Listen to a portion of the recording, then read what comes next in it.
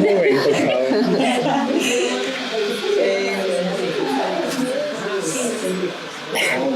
Vamos a esperar un minuto en lo que se acomodan el matecito, los cafecitos. ¿Quién tiene mate? ¿Vos? Estoy viendo billetes porque no me traje la bombilla. Ah. Pero igual sabes. Sí, un mate me vendría bien, sí.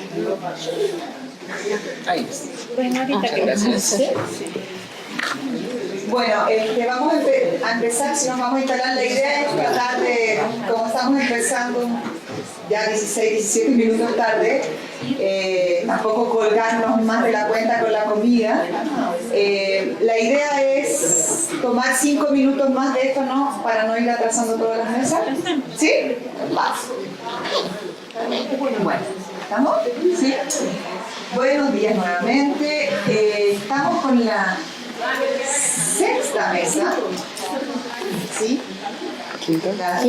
Perdón, me estoy adelantando. La quinta mesa. En esta quinta mesa, denominada Ciudadanías Sexuales, bueno, mi nombre es Daniela Serra, vengo de la Autónoma del Estado de Morelos. Están con nosotros, nosotras, Chloe Constant, Natalia Salas, Carla de Castro, Valentina Cora, ¿sí?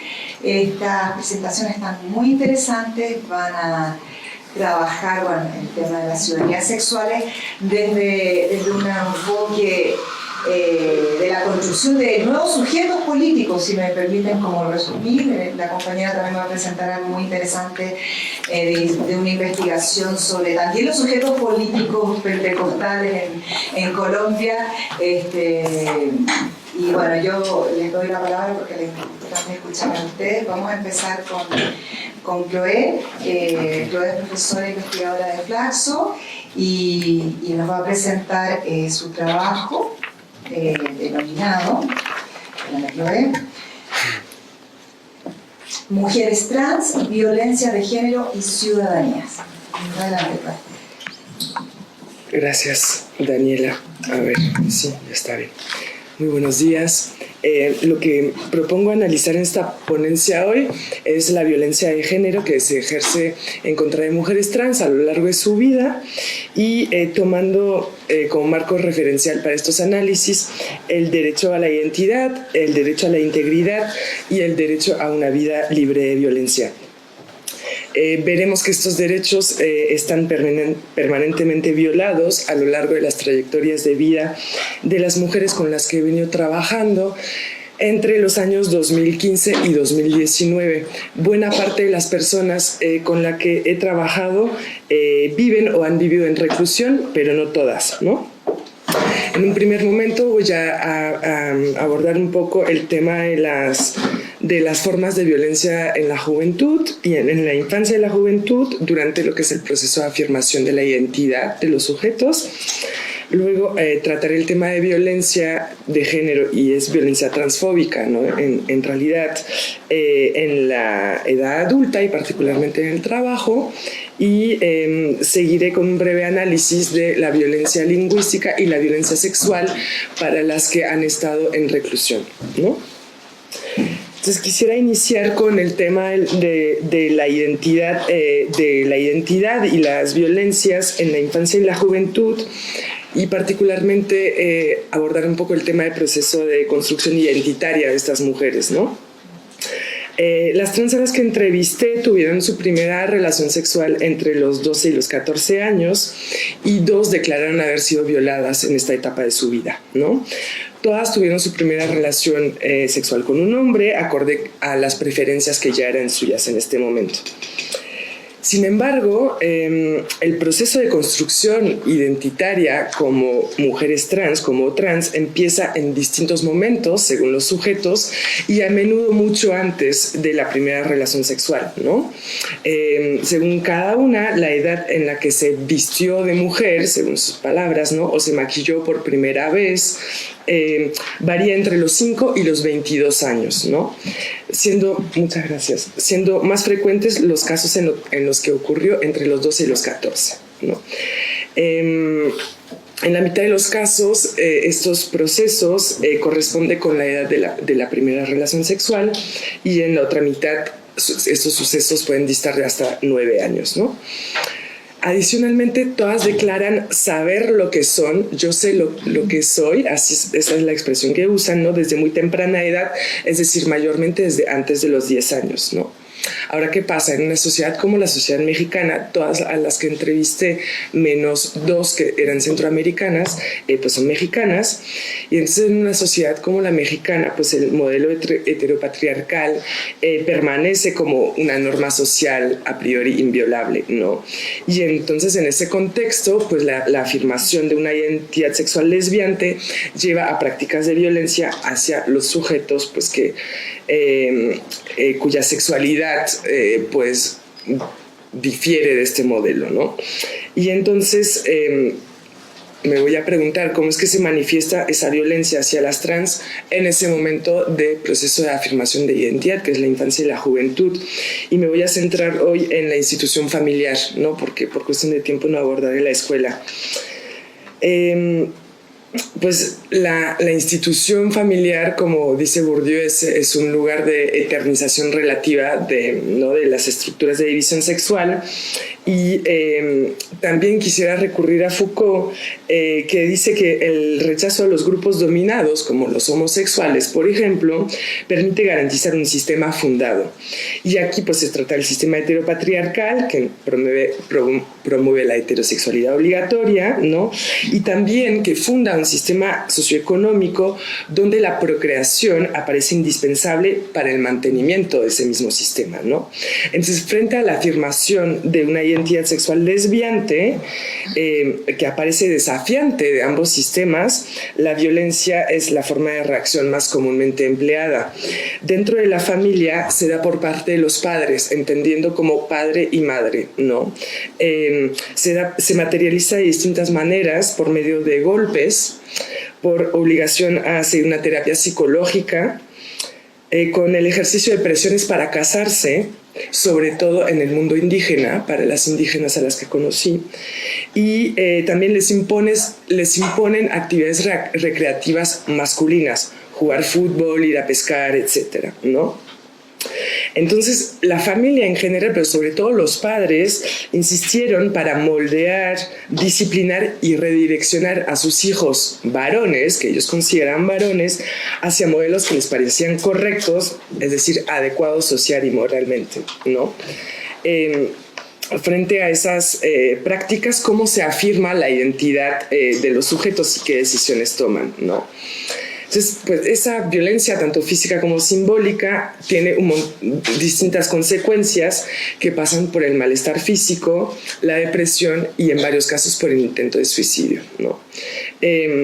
Frente a estas situaciones,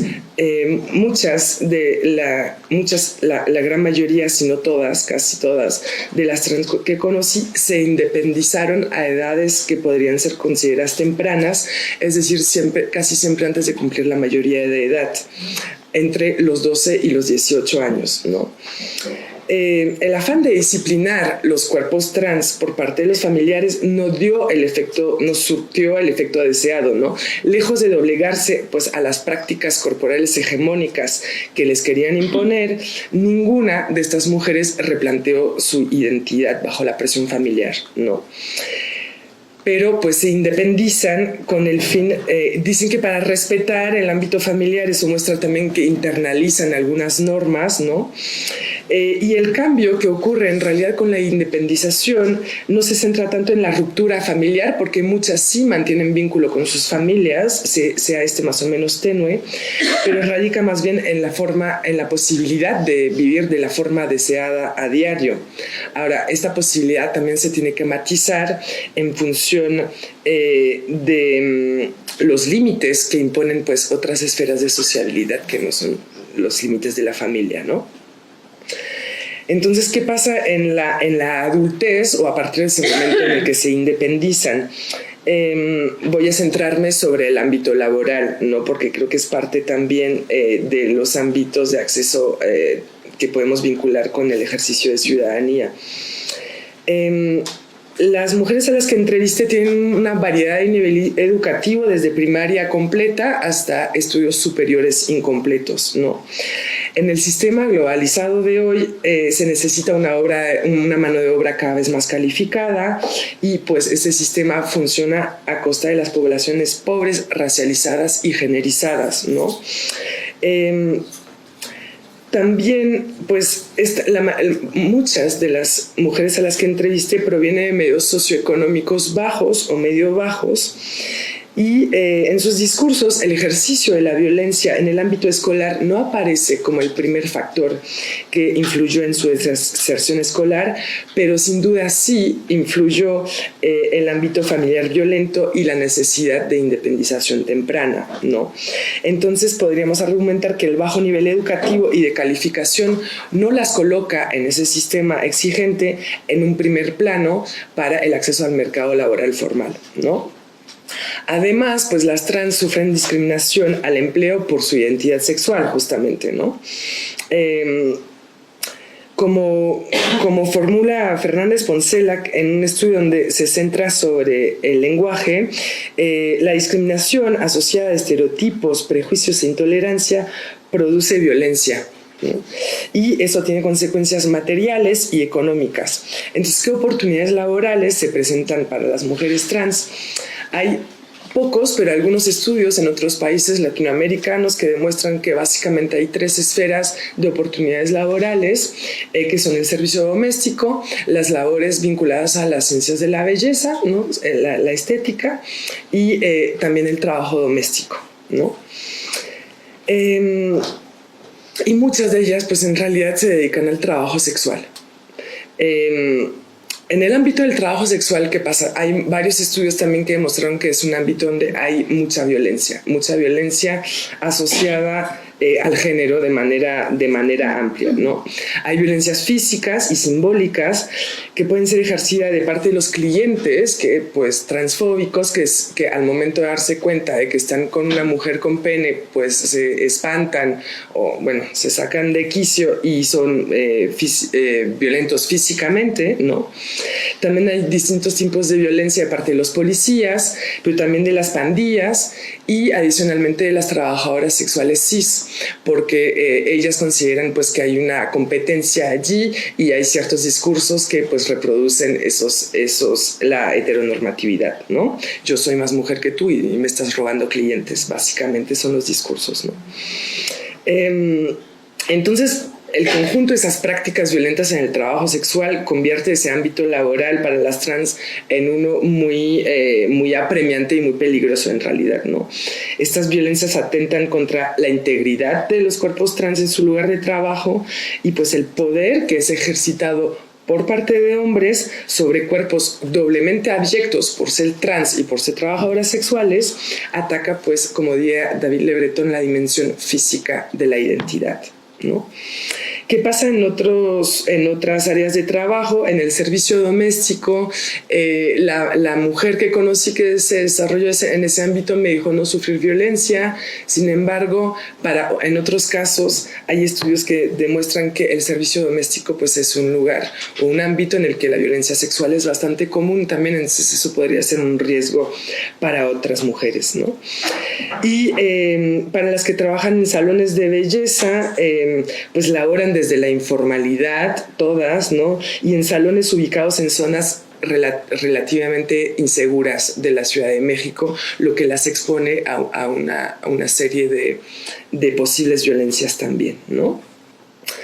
Seguir un poquito con el tema de las que han estado presas, que es la mayoría de las mujeres con las que he venido trabajando, ¿no? En la cárcel he podido distinguir 2 tipos de violencia centrales, digamos, que padecen a diario las trans. Están presas en reclusorios de varones. Creo que eso es una cosa que yo tengo muy integrada, pero que es fundamental precisar, ¿no?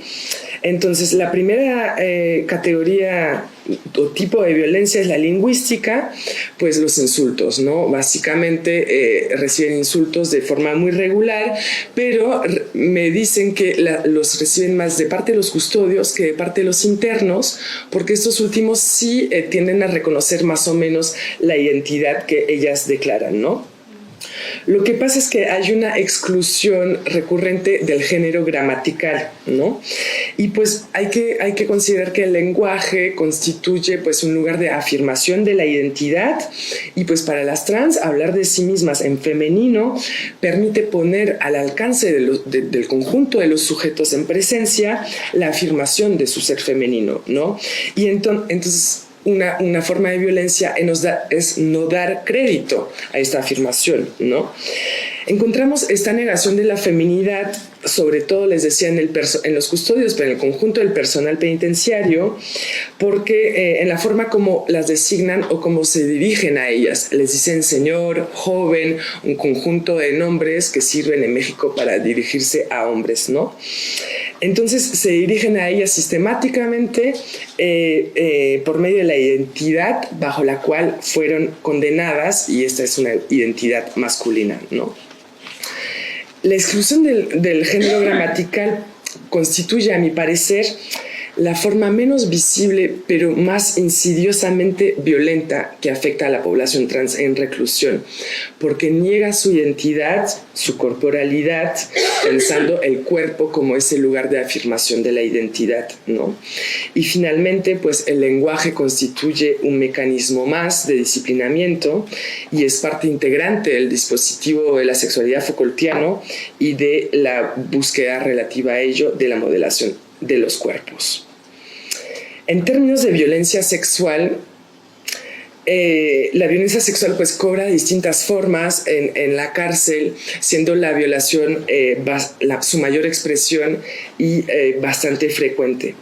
Puede ser ejercida por otros internos y también por los custodios, y muchas veces se da la violación por unos pactos que unen los internos a los custodios. No lo voy a desarrollar aquí, pero es importante tener en cuenta que se da también porque hay permisividad y unas alianzas, ¿no?, entre unos y otros. Entonces, como en el caso de los conflictos armados y pensando en todo el trabajo de Rita Laura Segato, los cuerpos de las mujeres son empleados como armas de guerra dentro del reclusorio entre las distintas facciones enemigas, ¿no? Y la violación constituye un proceso de intimidación frente al cual existe mucho miedo por dos motivos. El miedo por las amenazas propias a la dinámica interna al reclusorio, ¿no? Es decir, si dices algo, te voy a golpear, te voy a volver a violar, etcétera, etcétera. Y hay códigos carcelarios que impiden mocharse, como dicen, es decir, presentar quejas ante las autoridades. Y el miedo también se da porque eventualmente no te van a creer. Pasa lo mismo que con las mujeres cis en caso de violación. Y además, como eres mujeres trans, te van a creer, menos te van a creer, porque mujeres trans y puta, tú eres la que provoca esa situación, entonces no te van a creer. Entonces hay esas dimensiones del miedo. Y pasa igual adentro que afuera de las cárceles, ¿no? Es decir, que pues las sobrevivientes de violación son culpabilizadas y responsabilizadas, de lo que sufrieron. Y este también es uno de los mecanismos pues, de la biopolítica, y tiene consecuencias devastadoras para las mujeres trans, como intentos de suicidio también, ¿no?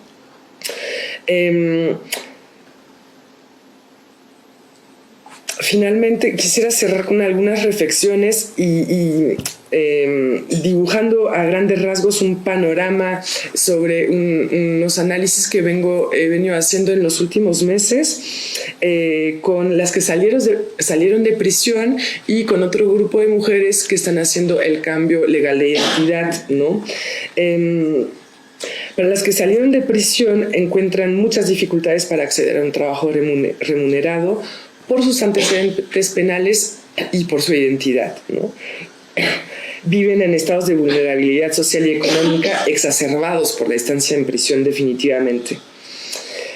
En cuanto a las que pretenden realizar el cambio de identidad, sean las que han estado presas o las que no, que tengo ahí un abanico muy distinto de condiciones sociales, económicas, niveles educativos, etc. No siempre son discriminadas por los funcionarios públicos, pero sí necesitan de ciertos recursos sociales y económicos para realizar el trámite, ¿no? Conocer, tener acompañamiento, poder venir de provincia a la Ciudad de México para realizar el trámite implica gastos, tiempo, etcétera, ¿no? Y es imprescindible reconocer que no todas las mujeres, y sobre todo las que vienen de provincia, cuentan con esos recursos, ¿no?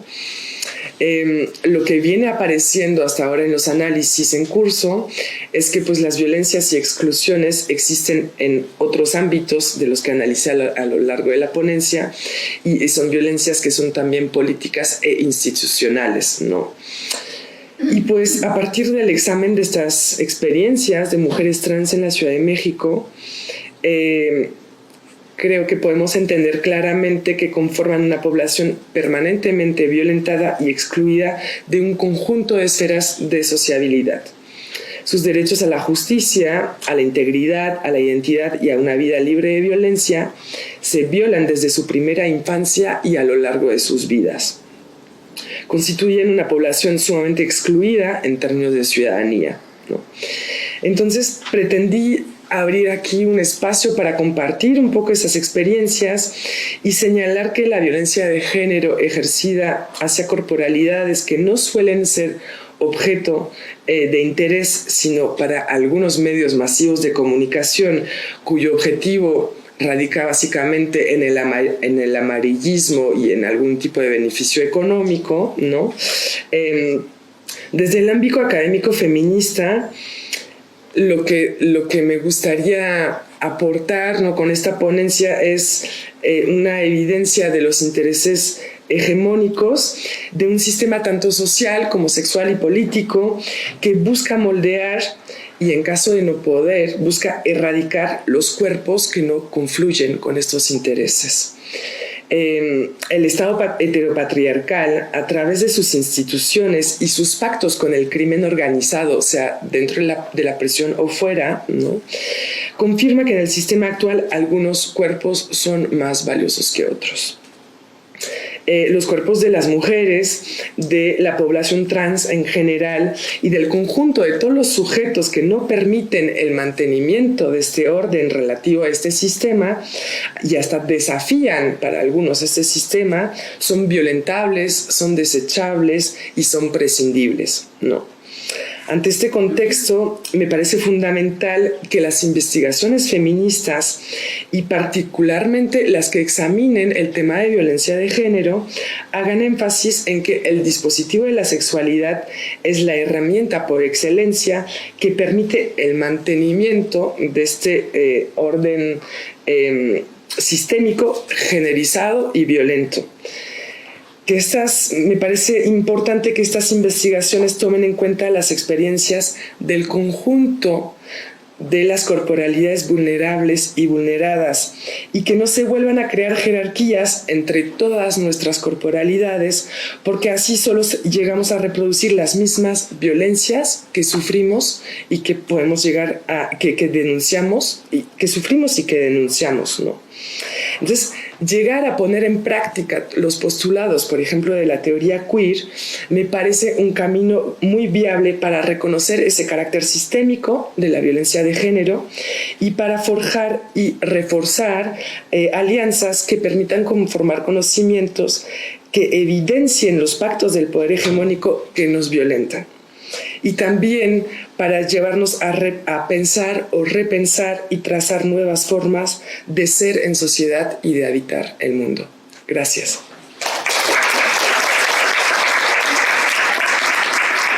Muchas gracias, Chloe. Vayan anotando sus preguntas. Ahora le damos la palabra a Natalia Salas. Sí. ¿Quiere que yo vaya? ¿Tú lo pasas? Sí. Sí, claro. Ah, bueno. Mira, desde aquí no te preocupes. ¿Va a pasar? Sí. Buenos días a todas. Yo me voy a permitir exponer el resultado de mi investigación de maestría. Es una investigación que, digamos, ha surgido al amparo de lo que es mi interés por explicarme un poco los fenómenos de discriminación que de alguna manera sufrí cuando me asumí socialmente como mujer. Entonces, empecemos.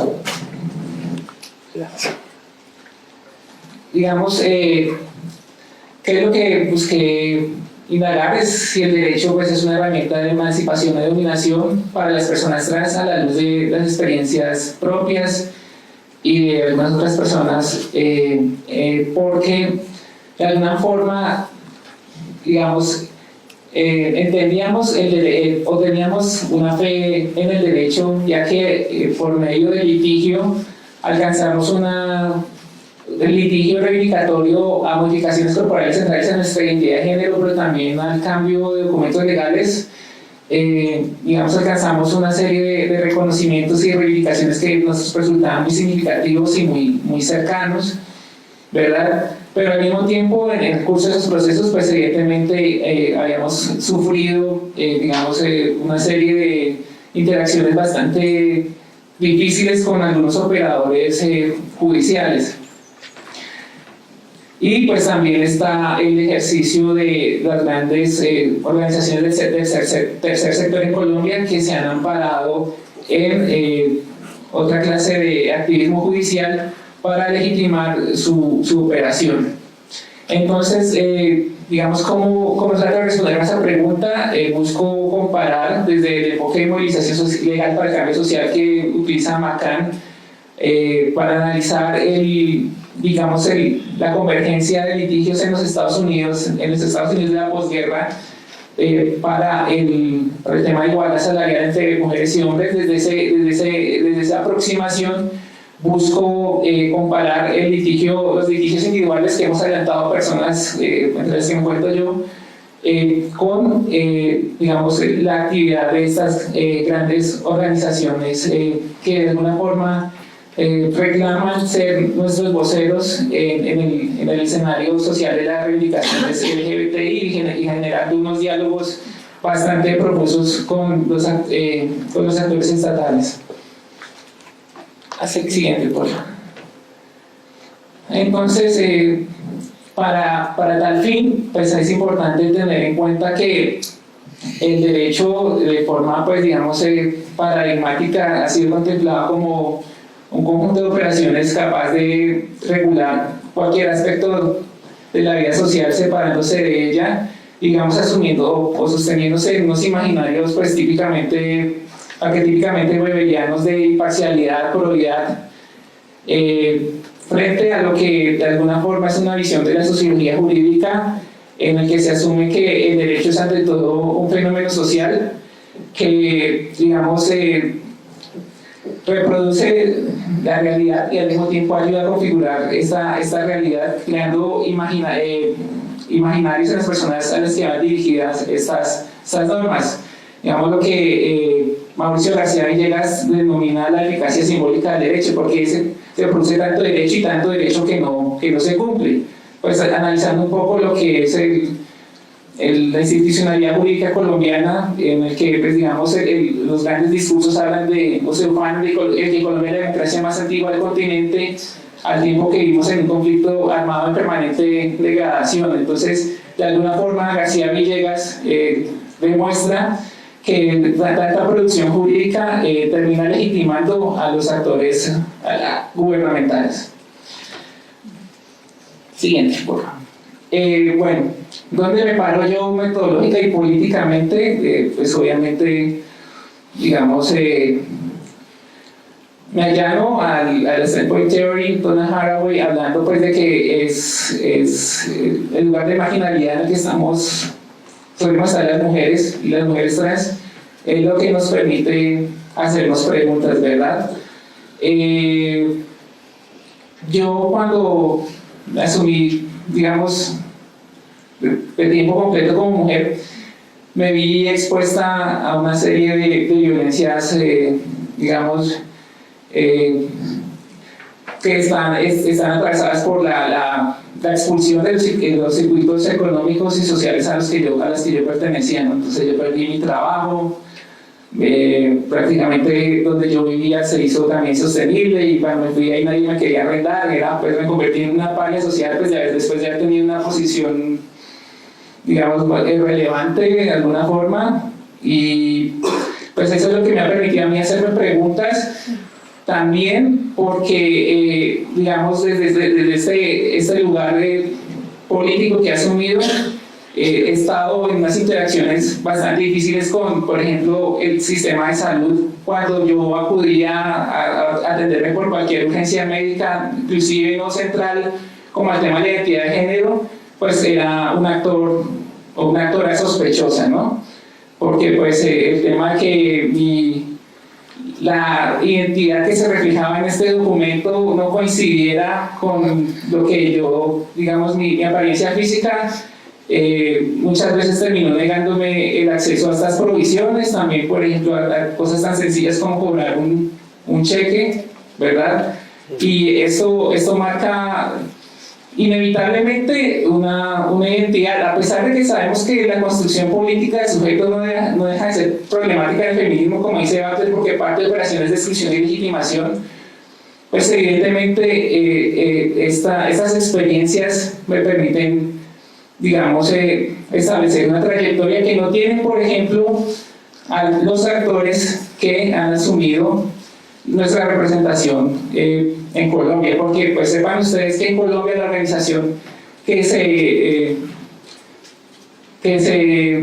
identifica como trans más grande del país, pues es dirigida por un hombre cisgénero muy importante, muy, digamos, y el tipo lo que es muy estratégico, porque obliga a que lo llamen con nombre femenino en los espacios, pues digamos, de activismo, pero pues él es muy sinvergüenza porque no vive las experiencias cotidianas que tenemos que vivir las mujeres trans, y de hecho, no me acuerdo si lo tengo más adelante, pero tiene un discurso para de alguna forma igualar lo que vivimos las mujeres trans cotidianamente, diciendo pues que lo único que nos diferencia a él es que nosotras tenemos tetacieno supuestamente, y que él es en ese sentido un acto legítimo para hablar por nosotras, y pues evidentemente no lo es.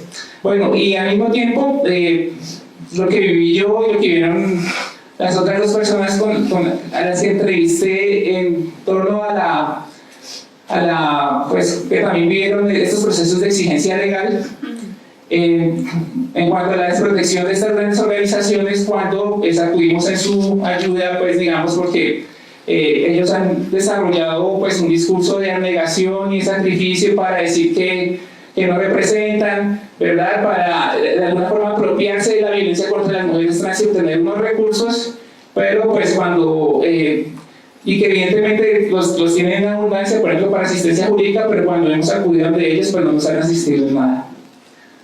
Ahí, siguiente. Bueno,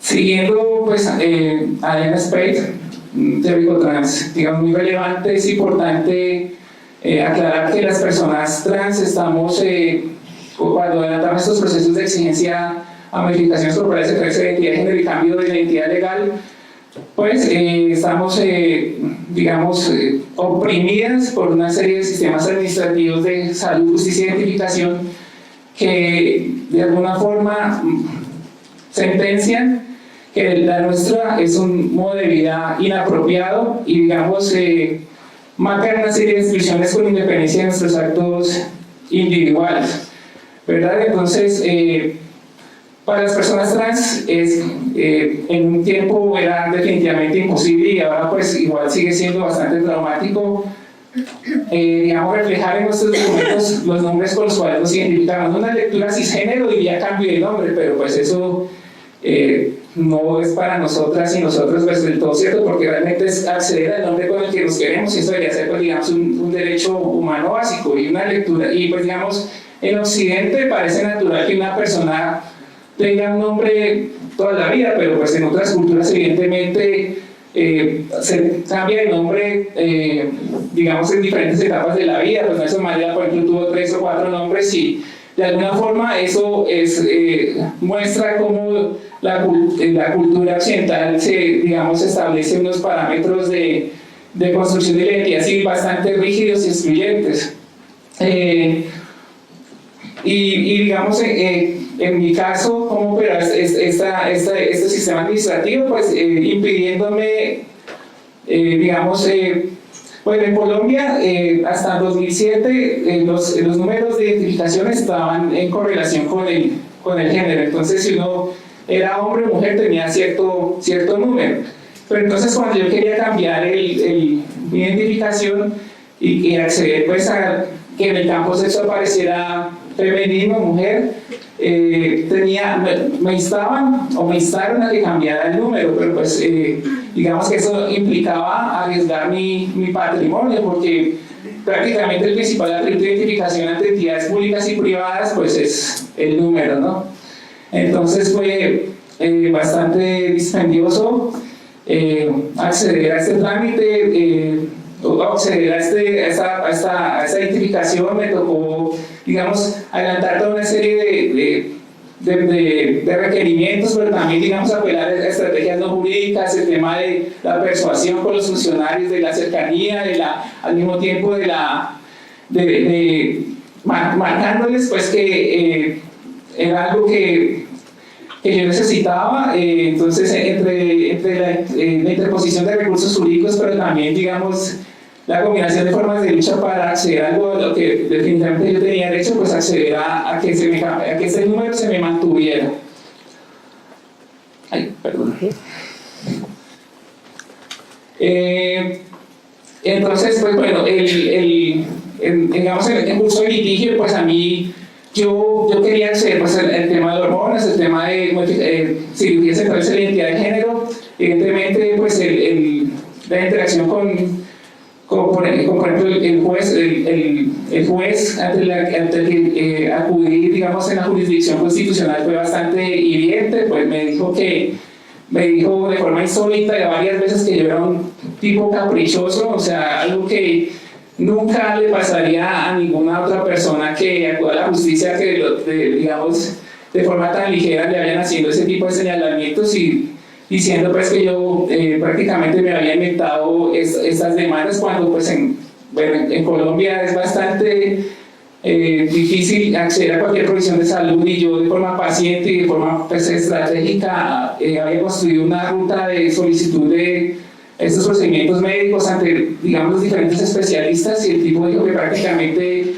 un día yo me levanté muy animosa y fui a pedirle a él que se me concedieran estas provisiones, ¿no? Y la propia secretaria del despacho también digamos, no tuvo reparo en hacer un panfleto que yo era un tipo histérico, que yo era un tipo muy mal educado. O sea, como les digo, eso, digamos, dentro del paneo que yo he hecho de algunos procesos similares, pues nunca he visto digamos, un ensañamiento personal de carácter personal, digamos, tan ofensivo. Y la propia entidad de salud a la que yo estaba demandando también se despachó contra mí en los panfletos diciendo que yo estaba bajo el efecto de narcóticos. Una vaina, pues, digamos, insólita. Porfa. Bueno, entonces, algo importante del litigio es que, de alguna forma, cuando estamos... al principio estamos convencidos de estos imaginarios de neutralidad y imparcialidad, pero cuando vamos viendo que estas interacciones con los operadores de salud, de justicia, pues digamos, están marcadas de forma desfavorable por el vector de género, pues va emergiendo un compromiso de identificación y un sentido de lucha que nos conecta con la trayectoria histórica de reivindicaciones. Entonces tenemos los testimonios de las personas que entrevisté, cuando Pamela, que fue la primera persona que consiguió la sentencia de cambio de nombre entre comillas en Colombia, dijo que cuando ese juez dijo que no, pues eso para ella se convirtió en una obsesión. Pero también Alejandro, un chico trans, que habla de que, digamos, sin ser abogado, digamos, adquirió una formación empírica en derecho para adelantar este litigio. Por favor. Bueno, esto pues, es algo de lo que dije, pero básicamente en medio de las adversidades que vamos teniendo, porque como les decía, perdemos nuestros trabajos, hay unas rupturas familiares bastante dolorosas, lo que nos queda finalmente es el derecho, o sea, perdemos una cantidad de, digamos, de capitales, pero creemos tener algo en el derecho, y es el derecho, el terreno desde el cual podemos plantear nuestras demandas. Y como dice Nancy Williams, digamos, de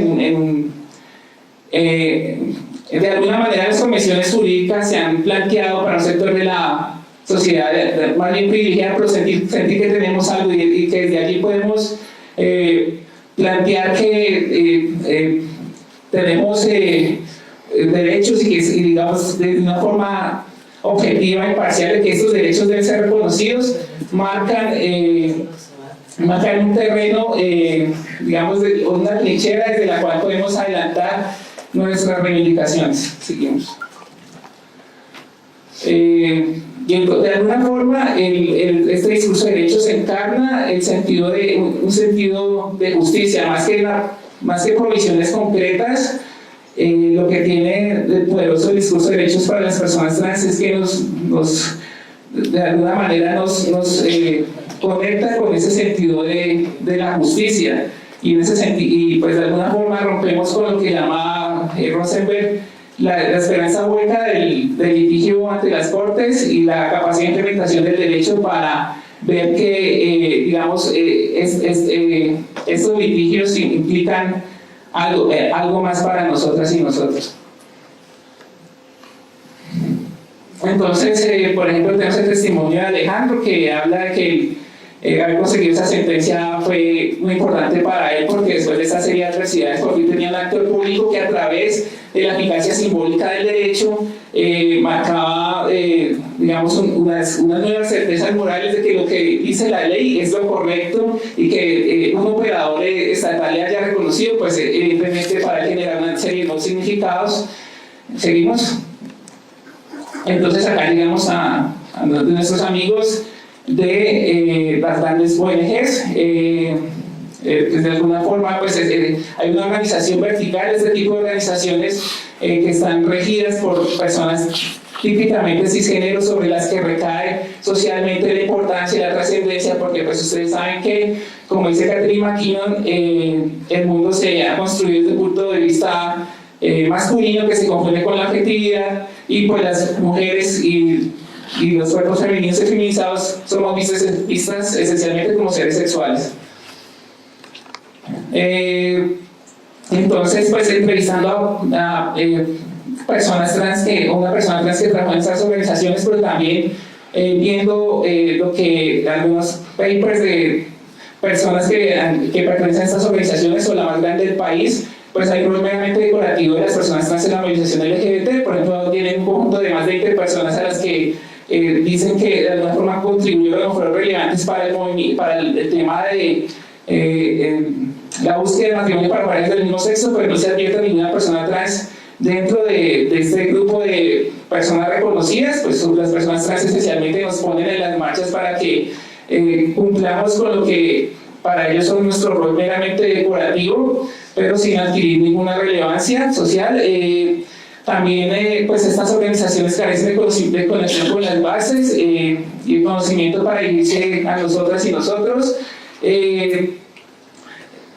Siguen patrones de tecnificación burocrática, de clientelización, pues, o sea, de alguna forma se presenta, como me decía una persona que trabaja en estas organizaciones, se presentan entre ellos, digamos, no permiten el surgimiento de nuevos liderazgos, porque capturan el financiamiento, digamos, del norte global, y de alguna forma contribuyen a fortalecer esas dinámicas de dominación norte-sur, adoptando la fachada de proyectos de desarrollo.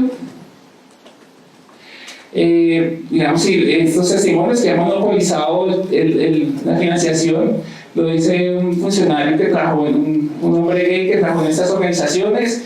De nueva cuenta, pues digamos, de forma bastante olímpica, ignoran nuestros pedidos de ayuda. Seguimos, por favor. Por ejemplo, estas organizaciones, algunas de ellas En Colombia estuvieron detrás del decreto 1227, que es un decreto que permite en principio el cambio de componente de sexo sin mediar una cirugía de reafirmación sexual, pero este proceso no se ajusta a los términos previstos por Marcan para la movilización legal 15 del cambio social, básicamente porque el decreto 1227 se tejió digamos, sin siquiera aludir a una problemática de género, sino que de forma, digamos, audaz, permitía la corrección del componente de sexo por, digamos, errores mecanográficos que se hubieran posiblemente tenido en el momento del registro civil de la persona, ¿verdad? Pero entonces, en ese sentido, no promover unas discusiones de género de fondo, sino simplemente generar una conexión con, en este caso, el ministro de Justicia, y prácticamente que el país se dio cuenta ya que salió el decreto porque había personas trans en una notaría para cambiarse de nombre cuando salió el decreto, pues no permitió que se diera, digamos, lo que Marcan denomina, o que se abrieran brechas dentro de una opinión pública conservadora, sino que, digamos, se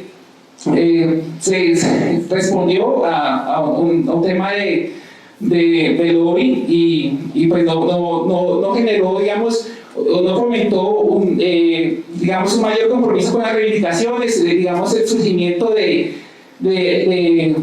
solidaridades que fue común a lo que analiza Marcan en Estados Unidos y que también es de alguna forma común a las personas que hemos estado inmersas en estos procesos y que de alguna forma nos creemos compañeras pues, de una lucha mucho más grande. ¿Seguimos?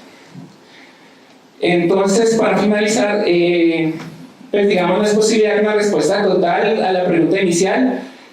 Pues el derecho nos ayuda a formar una conciencia que da cuenta de estas relaciones de desigualdad, potencia de sentido de lucha, identifica la solidaridad, pero también por el otro lado están las ONGs que de alguna forma hacen un uso del derecho, digamos, para adquirir una legitimidad como actores sociales, y sus reformas legales se adhieren a los significados oficiales y carecen del poder transformador, toda vez que no promueven discusiones sobre las desigualdades estructurales de género. Pues digamos, en estas organizaciones de forma bastante grosera se promueven las feminidades paradigmáticas. Este tipo que les digo, les puedo pasar el link, era el que de alguna forma vindica pues, a la mujer 90-60-90 como el paradigma de la mujer trans exitosa, y pues estos sistemas públicos pueden reformarse para volver a extender el aspecto de, por ejemplo, Pamela, que consiguió el tema del cambio de nombre. En ese momento ya me mostró el documento de identificación y el campo sexo no salía por ningún lado, ¿verdad? De alguna forma se entendía que el nombre daba cuenta del género de la persona, pero cuando ella consiguió esta sentencia, a los pocos años en Colombia salió un nuevo formato de identificación nacional en el que ya salía el componente sexo en el documento, ¿verdad? Entonces, de alguna forma el sistema se reformula para volver a generar marcas de discriminación para las personas trans. Entonces, pues, esto no es garantía de nada porque, por ejemplo, como dice Spade, estos sistemas administrativos crean condiciones con independencia de nuestros actos individuales. Nosotras y nosotros cambiamos nuestro documento de identificación, pero el sistema, la base de datos de la policía sigue teniendo, digamos, el nombre anterior, ¿verdad? Entonces esto nos genera unas interacciones bastante difíciles cuando vamos por la calle y nos para un fulano de estos, un policía, y digamos, consulta en su base de datos y ve que antes teníamos otros nombres, se han presentado casos bastante complejos y que han alentado fenómenos de violencia policial porque de alguna forma tienen como darse cuenta que somos personas trans. Entonces, pues digamos que esto es importante tenerlo en cuenta porque ese reformismo legal no es suficiente, ¿verdad? Bueno, gracias.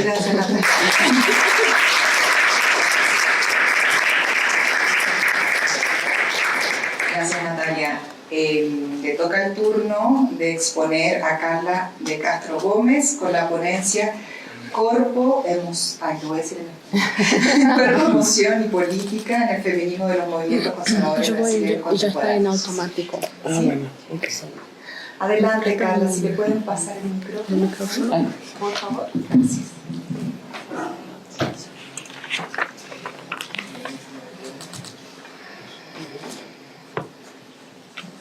Hola, buenos días. ¿Está encendido? Sí. Sí. Bueno, lo voy a poner aquí entonces.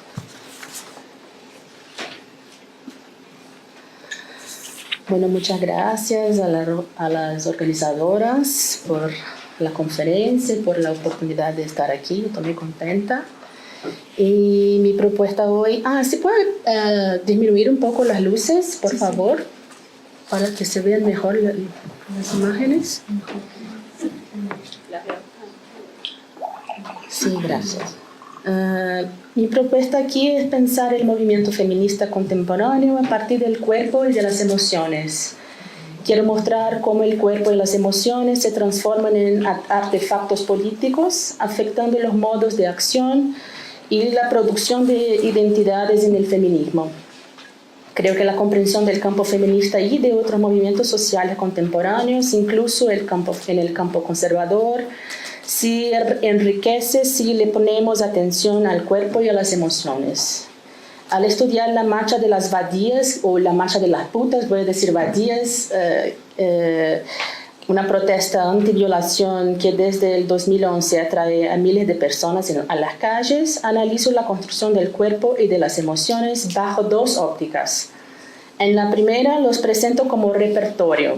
Aquí argumento que las ideas no son las únicas que componen los mensajes y los repertorios de los movimientos. Es decir, que los frames se encarnan performativamente también. No solo son ideas o cosas que se piensan y escriben.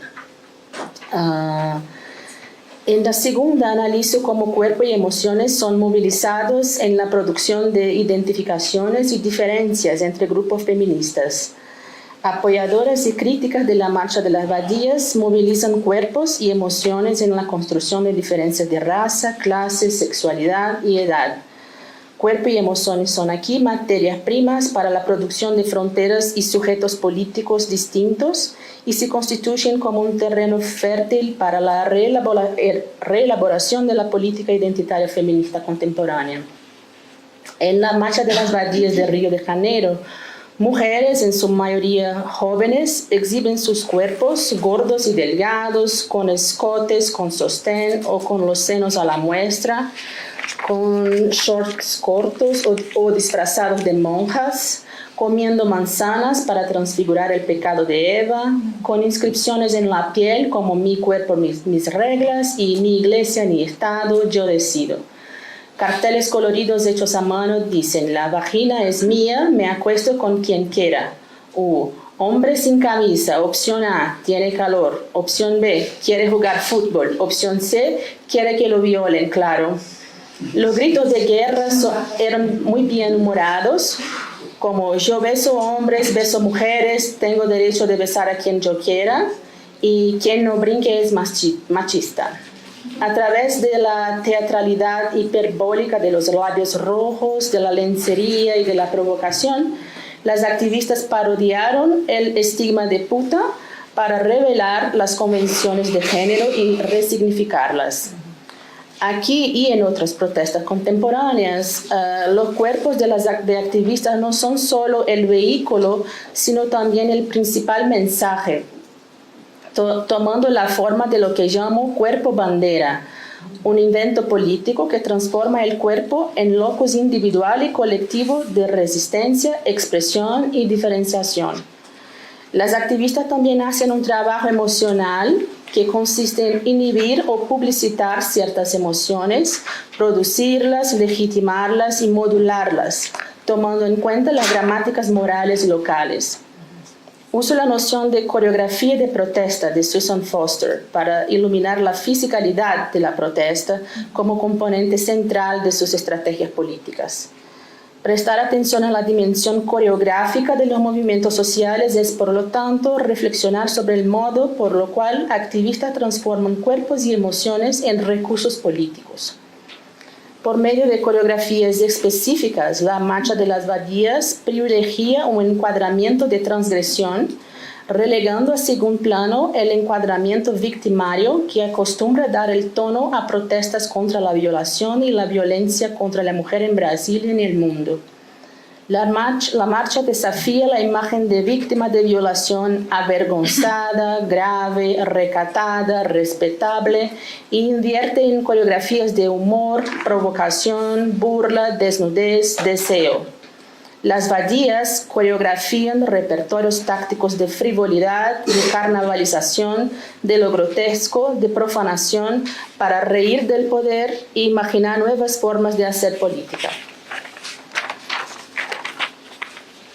Además de transformar el cuerpo en repertorio, las Badías y otras feministas movilizan el cuerpo y la emoción para producir fronteras de diferenciación y identificación entre sí. Destaco 3 ejes de relaciones que son referencias en la construcción identitaria de las Badías y sus otras, con las llamadas institucionalizadas, con las llamadas feministas radicales y con feministas negras y periféricas. Las Badías buscan diferenciarse de las que ellas denominan institucionalizadas, lo que incluye feministas de ONGs, partidos, sindicatos y del Estado, lo que a veces, pero no necesariamente, gana inflexiones generacionales. Fue en las redes de esta institucionalidad que el encuadramiento victimario se ha consolidado como principal recurso de combate a la violencia contra la mujer.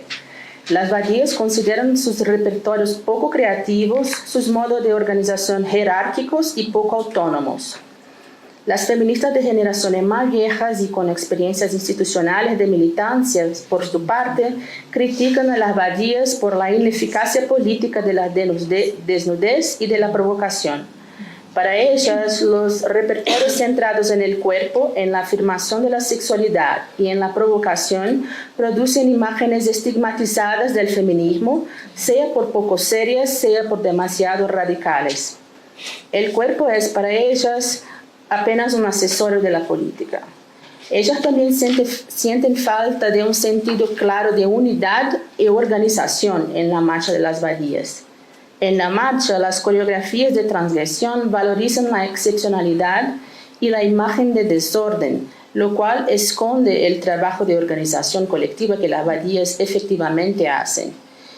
Ya en los actos habituales del calendario feminista de la ciudad, organizados por las institucionalizadas, los repertorios rutinarios, la confección de panfletos y los discursos reiterativos producen una unidad performativa, que por su parte esconde la heterogeneidad y los conflictos internos. Es decir, los grupos producen coreográficamente la imagen de unidad y organización de modos diferentes. También fueron muchos embates online y presenciales entre las Badías y las llamadas feministas radicales o RADFEM, que de modo general definían su actuación por la oposición al discurso de liberación sexual, a la participación de hombres cis y mujeres trans en los espacios feministas y a la reglamentación de la prostitución, todos enfáticamente defendidos por la marcha de las Badías. En las disputas entre los dos grupos, RADFEM y abolicionista aparecieron como categoría de acusación, movilizadas sobre todo por activistas que se autodenominaban feministas interseccionales, transfeministas o putafeministas.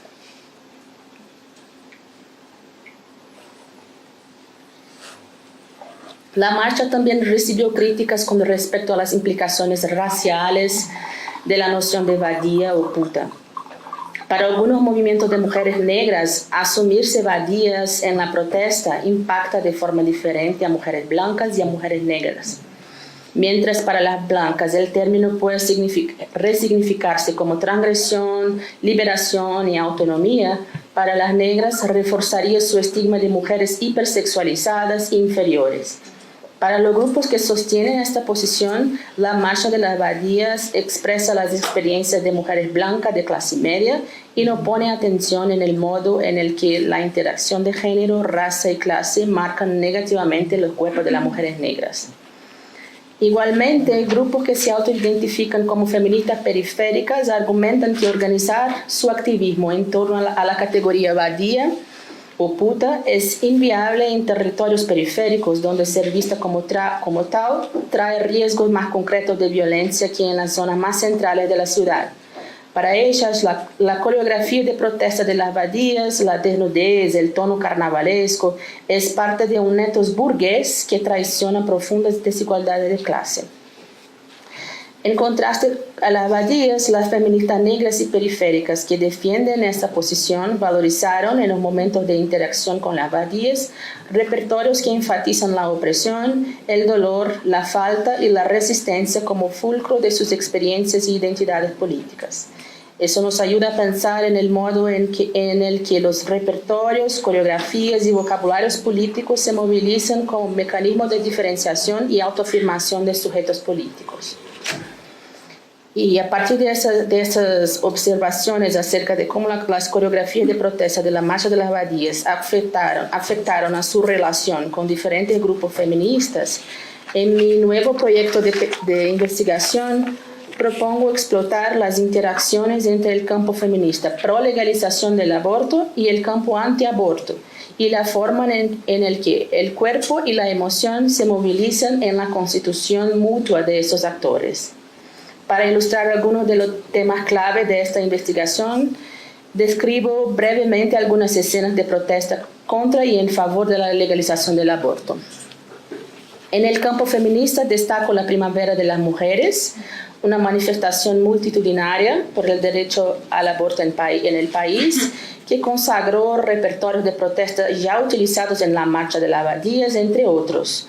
Desnudez, vientre embarazado con inscripciones como la maternidad es una opción, madres con bebés y lemas como mi cuerpo, mis reglas. También están las coreografías del colectivo Finadas del Aborto, por ejemplo, cuyos activistas pintan las caras de calaveras y cuelgan lápidas funerarias en sus cuerpos con inscripciones como Carolina Machado, asesinada por Citotec falso, y Handira Magdalena, muerta en una clínica clandestina de aborto. A partir de casos reales, las finadas del aborto encarnan a mujeres muertas, a menudo ya madres de familia, que al no haber tenido la oportunidad de ser escuchadas, regresan al mundo de los vivos para hablar sobre sus miedos y su soledad en la experiencia fatal del aborto criminalizado, movilizando cuerpos vivos y muertos al mismo tiempo, incitando emociones de dolor, compasión y solidaridad. En el campo antiaborto, realicé una incursión exploratoria en la sexta Marcha por la Vida de Río de Janeiro, una manifestación contra el aborto que tuvo lugar en la playa de Copacabana y definida por los participantes como un movimiento de resistencia. Observé que, como en las protestas por la legalización del aborto, las mujeres embarazadas y los niños pequeños ocuparon posiciones de autoridad, abriendo la marcha. Imágenes de fetos a veces sanos, a veces sangrientos, poblaban pancartas y remeras, y carteles con inscripciones como «Tu hijo no es ni su cuerpo ni sus reglas» fueron esgrimidos. Al micrófono, una abogada enmarcó la legalización del aborto como discriminación por edad. Se invitó a los manifestantes a realizar un performance colectivo. Se cubrieron la boca con una cinta roja y se dejaron filmar por un dron mientras arrancaban la cinta y decían «STF, no calla mi voz». STF es el Supremo Tribunal Federal donde actualmente se debate la despenalización del aborto. La principal líder de la protesta, una cantante y compositora católica, los alentó a arrancar la cinta roja con cólera y a tomarse selfies sin sonrisa porque nadie está bromeando. También les pidió que no dejaran su basura en el suelo, ya que se trataba de un acto educado y pacífico. Los activistas también apelaron a testimonios de personas que se autodenominaron sobrevivientes de aborto. Una joven al lado de su madre adoptiva dijo: «Intentaron abortarme, me tiraron a la basura. Ella, la madre, me tomó en sus brazos».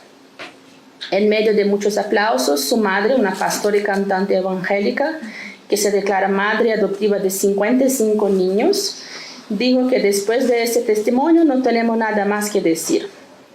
Luego fue el turno de un hombre ciego, también acompañado por su madre. «Nací ciego y me convertí en profesor de historia. son los más débiles que son abortados. Yo, las chicas, los negros, los homosexuales. Por lo tanto, tenemos que aprobar el Estatuto de los No Nacidos, dijo él, movilizando la noción político-moral de diversidad para legitimar sus argumentos. Otros oradores también recordaron,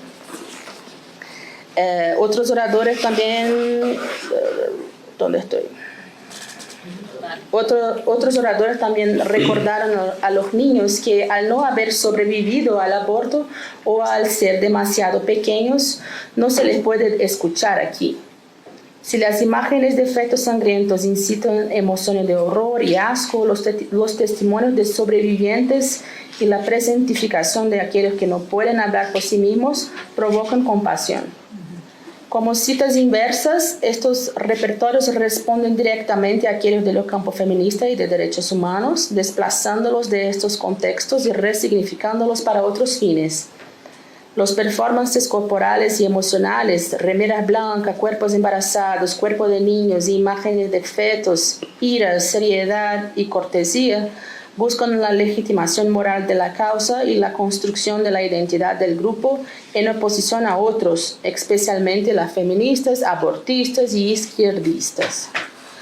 Como vemos en la disputa por el aborto, las redes pro y anti-legalización, así como las relaciones entre ellas, se producen de manera decisiva a través de la forma en que los activistas movilizan el cuerpo y la emoción.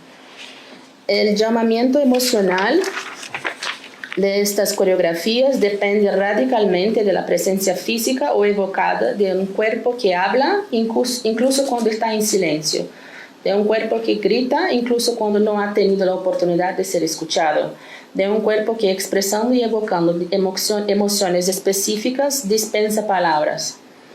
Este cuerpo bandera conmueve y convence porque es transformado en atributo moral del sujeto político. El cuerpo es su marca de autoridad y legitimidad. Así, el cuerpo bandera se moviliza para autorizar la presencia de ciertos sujetos históricamente excluidos del espacio público, pero también para bloquear a otros y sobre todo para modular las formas de aparición y discurso, las formas de constituirse como un sujeto político. En este juego, la presencia de un cuerpo que se presenta como auténtico, en el caso del aborto, cuerpos de víctimas de violencia sexual, niños, madres o discapacitados, se invierte de máxima legitimidad. Finalmente, el cuerpo se toma como evidencia encarnada de la verdad del yo y de la legitimidad de sus derechos. Y por lo tanto es indispensable en la constitución de repertorios, sujetos e identidades políticas distintas, feministas y antifeministas, abortistas y provida, progresistas y conservadores, etc. La investigación de las performatividades corporales y del trabajo emocional realizado por los actores es, por lo tanto, una mirada interesante para comprender cómo las disputas por el aborto y otras tienen lugar hoy y qué tipo de efectividad producen. Gracias.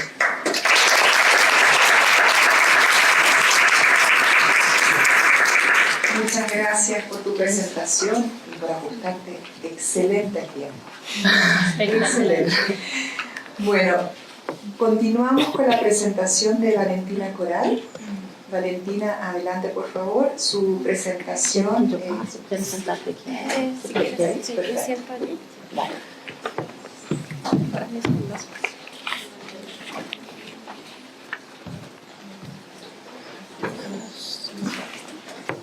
Ay, perdón. No. Bueno, muchas gracias. No sé si se oye. Sí. Ok. Primero, muchas gracias por la invitación. Muchas gracias a Gisela por todo el trabajo, a Mariana también, en mi caso particular, además. Tuve un problema con el pasar. Bueno, mi investigación hace parte de una investigación más grande sobre la relación entre las mujeres y diferentes denominaciones protestantes y cómo las mujeres históricamente se han relacionado con estas denominaciones protestantes, incluso de manera positiva. Y en este caso me centré en las mujeres pentecostales colombianas.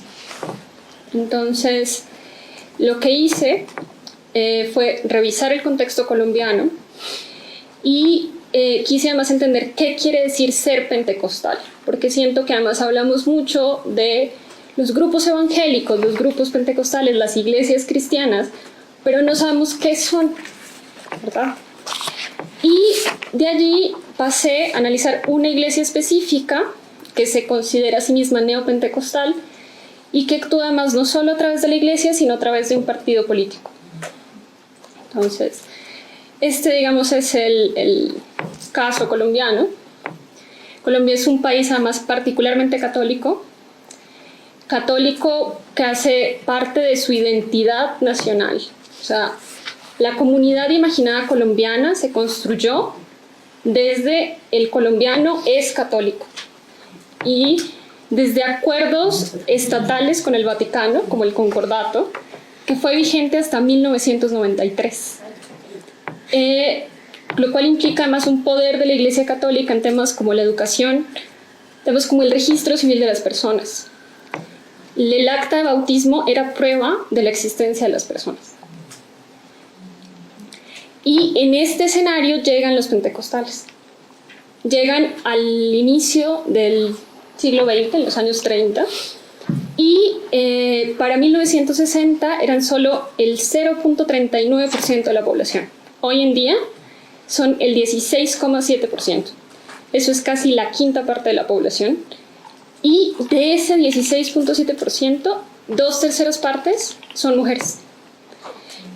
Y ahí viene mi pregunta: ¿por qué las mujeres se sienten atraídas por un grupo que, al menos visto desde afuera, parece incluso más represivo? Y para responder esa pregunta, lo primero que hice fue preguntarme, bueno, ¿y qué son los pentecostales? ¿Qué los diferencia de los católicos o qué los diferencia de otros movimientos protestantes, de la gran familia protestante? Los pentecostales son un movimiento cristiano que nace en los Estados Unidos a los inicios del siglo XX por la convergencia de diferentes movimientos de avivamiento y de santidad, Holiness and Awakening. Y desde el principio es un movimiento muy elástico que toma elementos de otras denominaciones protestantes, y eso además lo hace que cuando se mueve en el mundo va a ser igualmente elástico y se va igualmente a adaptar a las necesidades de los lugares donde llega. ¿Y qué es lo que los hace diferentes? ¿Por qué se llaman pentecostales? Porque creen en el Pentecos, que es el bautismo con el Espíritu Santo. El bautismo con el Espíritu Santo es una experiencia mística, para entenderla, en la cual una persona que que ha sido un buen cristiano, le vienen otorgados determinados dones, ¿verdad? El don de profecía, el don de sanación, el don de imponer las manos y el don de hablar en lenguas, que es el don principal. Hablar en lenguas es hablar en una lengua que no es la tuya, generalmente una lengua muerta además, y que nadie más entiende. Por eso aquí, si ustedes alcanzan a ver, dice la extraña Torre de Babel de las lenguas, el Pentecost ha llegado y demás. Y esta es una foto de la primera gran reunión pentecostal en los Estados Unidos, en la que participaban mujeres y personas de color. Porque el bautismo del Espíritu Santo le puede ocurrir a cualquiera. Y entonces es genial porque le da autoridad a cualquiera, en teoría. Y ahí viene el en teoría, porque los estudios que se han hecho, incluso desde feministas religiosas, lo que dicen es, históricamente, esa autoridad no era igual para las mujeres. Lisa Stephenson, Leah Payne han estudiado cómo, en realidad, esta autoridad tenía que no invalidar la autoridad de los hombres. Y que además muchas veces implicaba no poder predicar. Podían enseñar, podían hablar de la palabra del Señor, pero no podían predicar.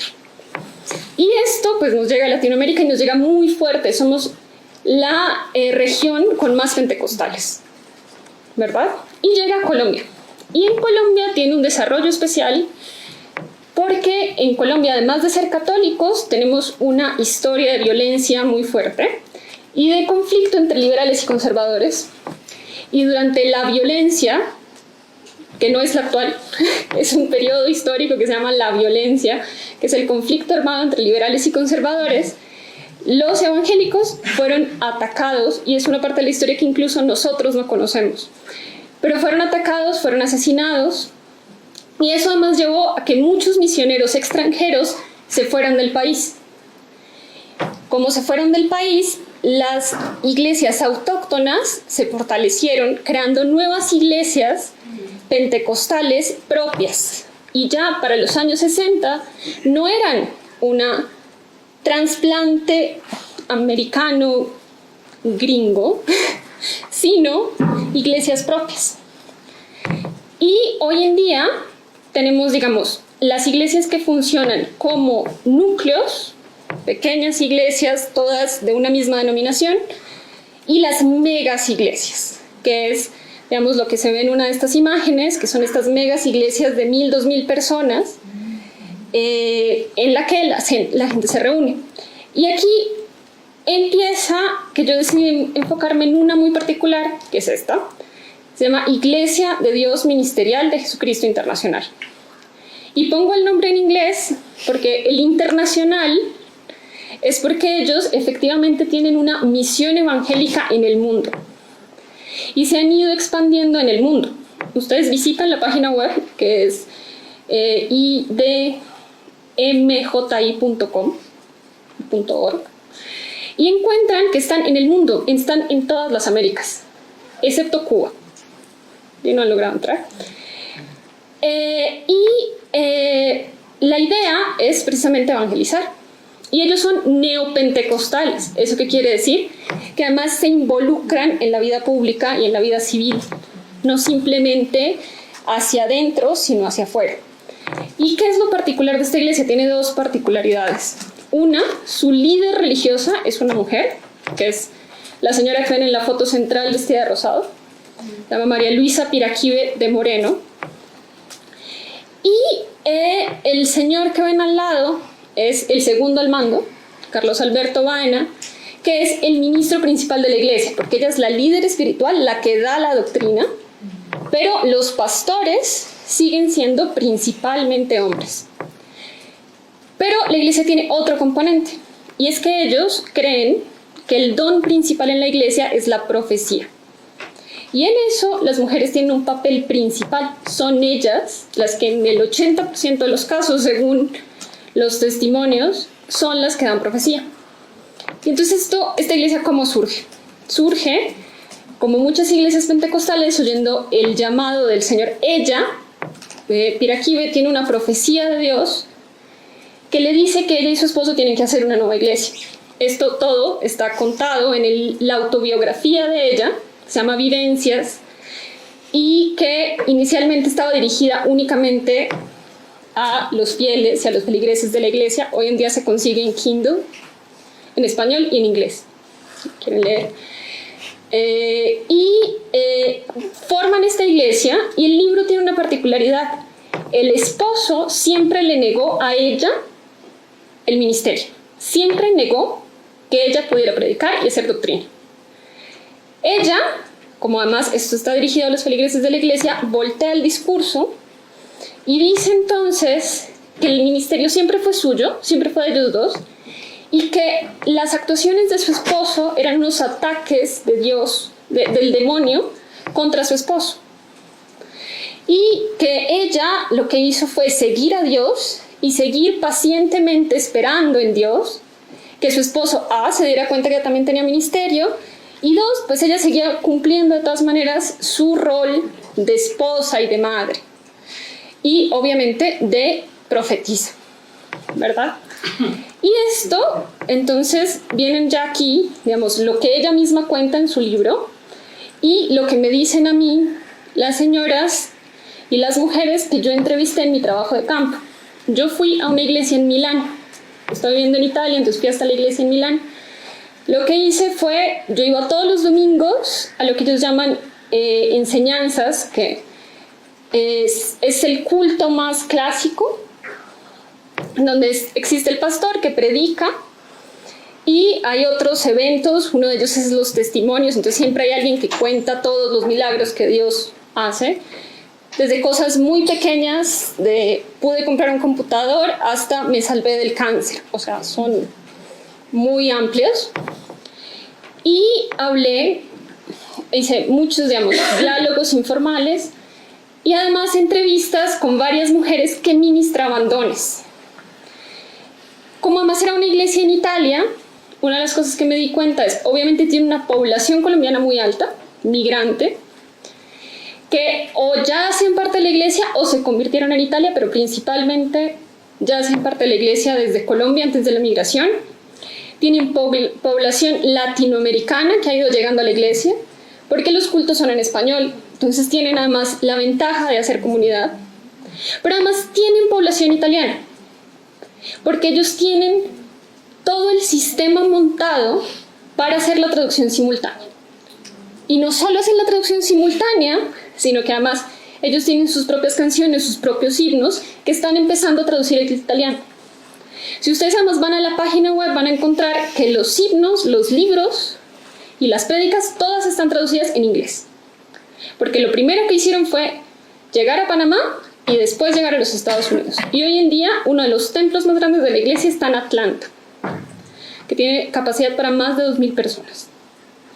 Entonces se extienden parte de su vocación evangélica.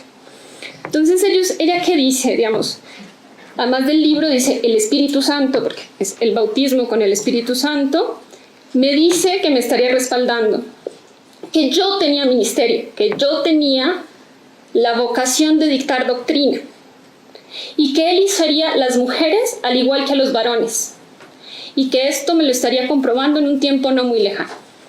Cuando yo hablo con las mujeres de la iglesia, una de ellas que está desde la infancia, es decir, que conoce el desarrollo de la iglesia, porque algunas, digamos, son neoconvertidas o de hace pocos años, pero esta es una mujer que está desde muy chiquita, porque fue su madre la que llegó, me dice, yo me acuerdo de ese tiempo.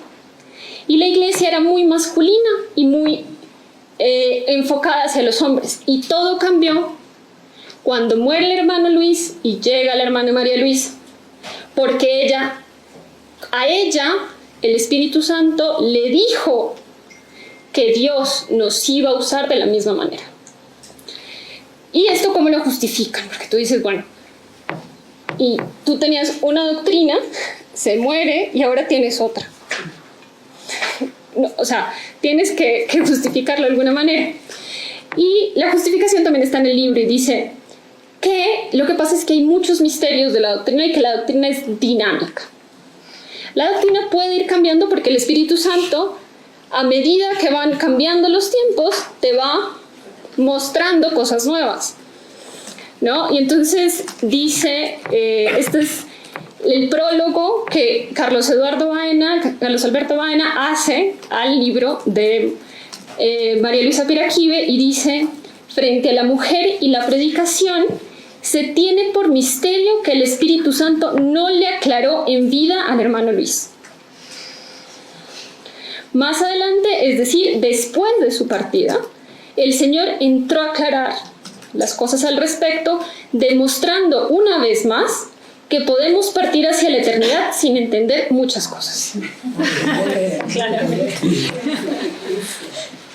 No hace no fa una piega. Y entonces, ¿qué me dicen las...? Porque a mí lo que me interesa, bueno, sí, la doctrina, pero a mí lo que me interesa es por qué las mujeres llegan y se quedan en la iglesia, ¿verdad? Y todo lo que me dicen ellas es que en el momento en el que llegaron a la iglesia empezaron a tener más confianza en sí mismas. En el momento en el que pusieron un pie en la iglesia y alguien les dijo, tú tienes el mismo valor que los hombres, en ese momento empezaron a estudiar, a trabajar, a querer ser madres. Una se define y con él yo puedo ser un superhumano, una supermujer, porque lo puedo hacer todo. Y es, o sea,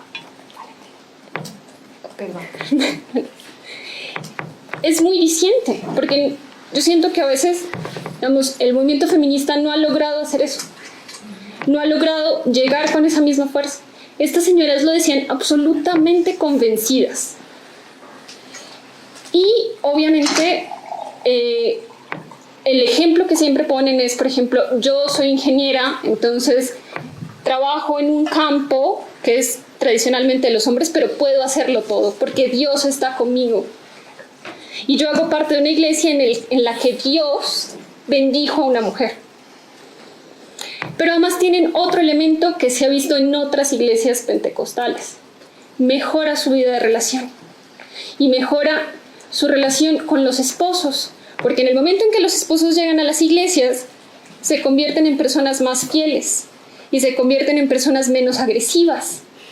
Y si tu vida además gira alrededor de una estructura familiar, en donde además tu valor como persona es seguir en la familia y no separarte, y es ser madre y es ser esposa, que tu esposo empiece a respetarte es súper importante.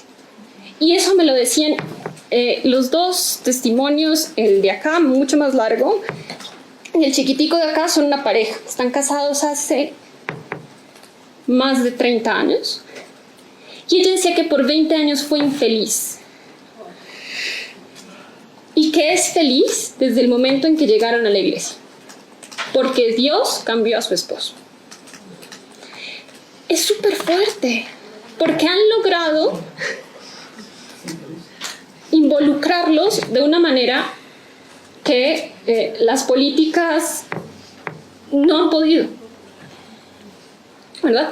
Esto obviamente no quiere decir que todo sea color de rosa, lindo y maravilloso, ¿no? No quiero dejar eso muy claro. La iglesia tiene unas estructuras, además, muy patriarcales, con unos estereotipos de género y unos roles de género muy claros. Y uno entra a la iglesia y los ve, además, las mujeres que ministran dones, todas están vestidas de una manera particular, todas llevan falda, porque para servir a Dios hay que ser mujer de una manera particular, y eso implica llevar falda larga, además. Y incluso, digamos, informalmente me decía que una vez ella empezó a llevar falda porque una vez un ministro le dijo, venga a ayudarme, y esto le dijo, no puede porque tiene pantalón. Y en ese momento se dio cuenta que tenía que empezar a llevar falda, porque nadie nunca se lo había dicho, pero hay una presión para hacer determinadas cosas. Esto es una foto de un matrimonio tradicional entre ellos. Obviamente, además de que tienen roles de género muy rígidos, entonces, obviamente el valor de la maternidad es súper fuerte. Lo más importante para todas estas mujeres era ser madre. Era el punto culmen, y lo veían nada más como como la función natural de una mujer. Esto además pues tiene repercusiones en cosas como el aborto. Están absolutamente en contra. Y en cuanto a la comunidad LGBTIQ y más, son absolutamente contrarios. Pero además, como han sido acusados de discriminación, el discurso es Dios cambia a las personas. Nosotros no le decimos a nadie que cambie y no juzgamos a nadie. Ellos llegan, oyen la prédica y a medida que están en la iglesia van cambiando. Es en realidad una violencia simbólica muy fuerte, porque además el testimonio que está en el libro es una mujer lesbiana que se declaró lesbiana. Nosotros nunca le dijimos nada, pero después de 3 años vino a decirnos que había conseguido un esposo varón, ¿verdad? Y esto pues además se refleja en la política pública. Ellos tienen un partido político, y tengo un minuto, si me puedo alargar un poquito más. Ellos tienen un partido político que se llama MIRA. El nombre además se llama Movimiento Integral de Renovación Absoluta. MIRA significa Movimiento Integral de Renovación Absoluta. Queremos renovar el mundo. Y es súper particular, porque MIRA tiene una estrategia de nacionalización, de llegar a todos los lugares de Colombia. A todos. Y eso implica que poblaciones subrepresentadas terminan estando representadas en el MIRA. Y no solo. Es el único partido político que tiene política de paridad de género. Sus listas son listas tipo cremallera, muchas veces cerradas, encabezadas por una mujer. De manera tal que en el momento en que vienen elegidos, quien representa al MIRA en el Senado de la República, en las asambleas departamentales y en los consejos municipales y distritales son mujeres. Hoy en día tenemos 3 senadores, que son 2 mujeres y 1 hombre, y una representante de la Cámara. En el Consejo de Bogotá son 2 mujeres, y así a nivel nacional. Pero además, y si todos recordamos, las iglesias cristianas estuvieron en contra del acuerdo de paz. Mira, no. Y por eso les pedí 30 segundos más. Veamos si esto me abre. Ok. Y se oye.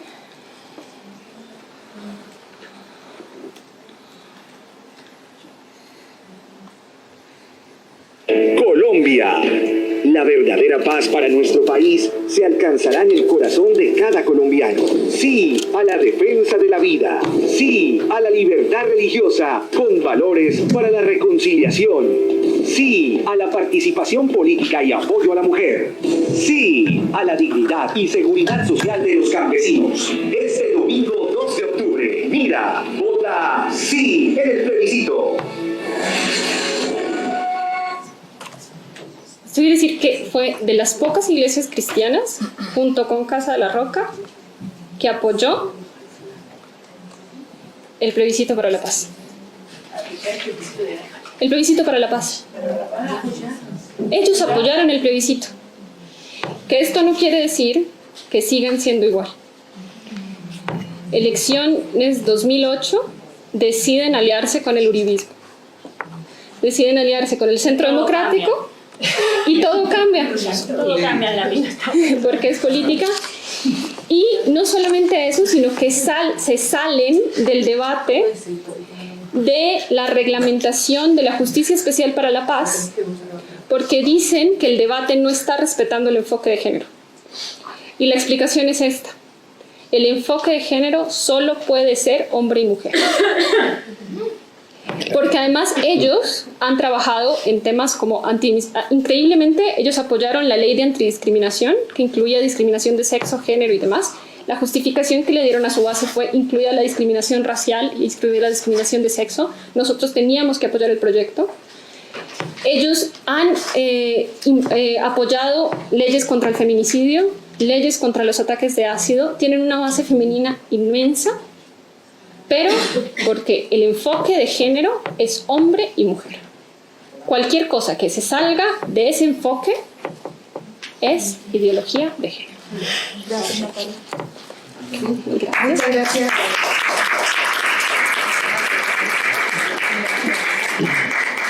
Bueno, muchas gracias a nuestras cuatro ponentes. Yo tenía unas notas preparadas, pero la verdad que nos quedan 3 minutos en rigor, pero podemos extendernos 5 más, no vale el cafecito para una ronda de preguntas.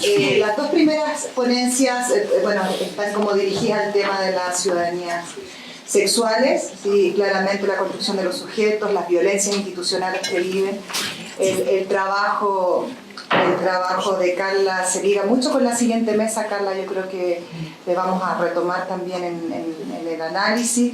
Y finalmente el trabajo de Valentina, muy interesante, ¿no? El influjo de estos nuevos actores, ¿no? Que son actores políticos. Y ahí rápidamente yo quisiera hacer una pregunta, esta última ponencia. Bueno, entiendo que acá los mecanismos tienen que ver con las formas de integración social, o sea, para mí pasa por ahí un poco la respuesta del tema de por qué las mujeres no se sienten tan atraídas y tan exitosamente integradas, ¿no?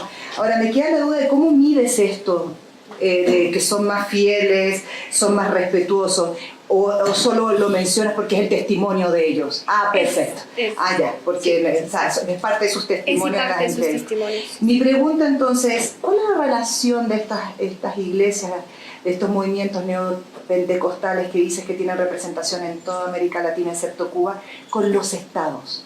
¿Cómo entran? ¿Cuál es la relación económica? Si nos puedes explicar un poco eso y después hablar... Dani, una propuesta. Sí. Como empezamos 15 minutos, en realidad empezamos un poco más, pero empezamos 15 minutos y la verdad ha sido una mesa súper movilizante y bueno, estoy feliz, pues lo platico más. ¿Por qué no agregamos 15 minutos más? Sí, excelente. 15 por lo menos para sí, que entonces, se va a extender un poco más, pero... planteo esa pregunta y abro unas 5 preguntas más, ¿les parece? ¿Nos ayudas, Mariana? Gracias. Gracias, Mariana. Bueno, me encantó la mesa. Me parece que los dos primeros papers realmente se agrupan en torno a la reflexión de los cuerpos, donde hay una serie de batallas hermenéuticas, pero que ahora aparecen ancladas en la materialidad del cuerpo y de los afectos, que también aparece, Carla, en tu paper. Entonces nos movimos de algo mucho más abstracto, la idea de la familia, a el disciplinamiento concreto del cuerpo, en la vida cotidiana, que es un poco tu testimonio, y a través de la violencia sexual. Yo tengo una pregunta muy concreta, Natalia, para vos, porque hay mucha... Me parece que vos abriste la caja de Pandora y hay Valentina. Perdona, Valentina, siempre tengo esas confusiones con los nombres.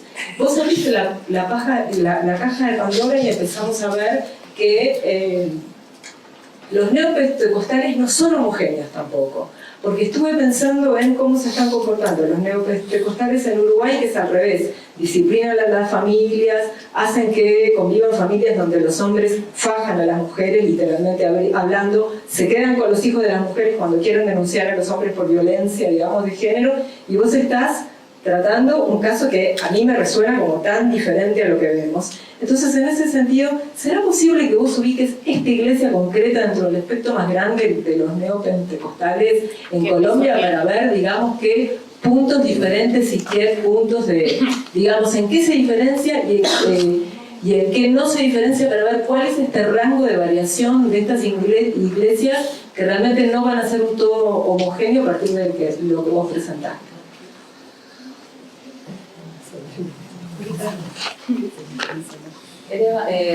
Nosotros acá,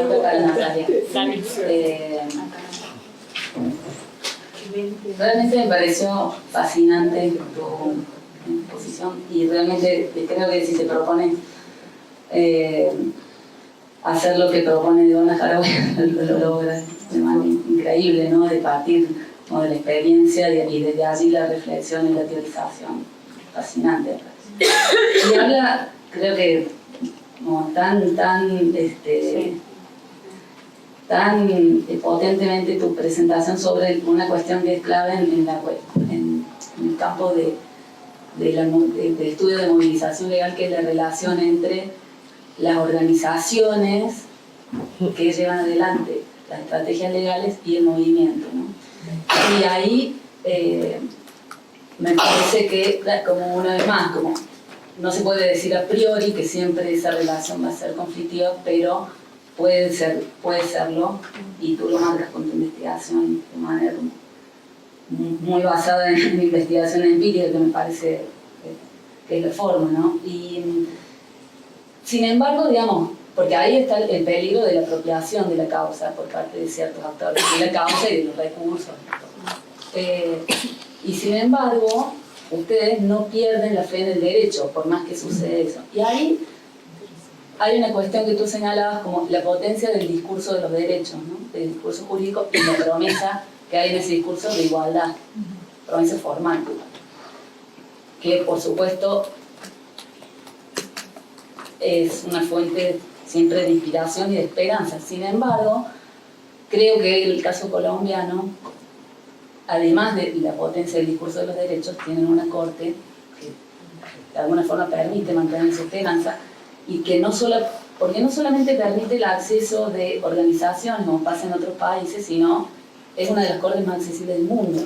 En ese sentido, permite una experiencia muy distinta del derecho. Porque bueno, ahí la pregunta que te quería hacer, si nos podrías explicar un poco, en esta diferencia entre el litigio de ONGs y litigios más individuales, por supuesto acompañados de un movimiento, pero un litigio que no está representado por organizaciones, que lo permite el sistema colombiano y no por el acceso directo a la corte que permite el sistema. ¿Qué diferencia hay entre el litigio estratégico de ONG y el litigio que también estratégico seguramente, pero que puedan realizar directamente las personas trans, y que están, pero además que están digamos, que no son parte de organizaciones. Y ahí, ¿cómo lo hicieron?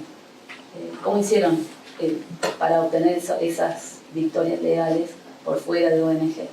Ok, gracias. ¿Quién sería? Gisela, Adriana y Débora. Sí, y las colegas respondan, por favor. Bueno, me parecen muy importantes estas ponencias, muchas gracias. Y tengo un comentario y una pregunta para Valentina y Carla.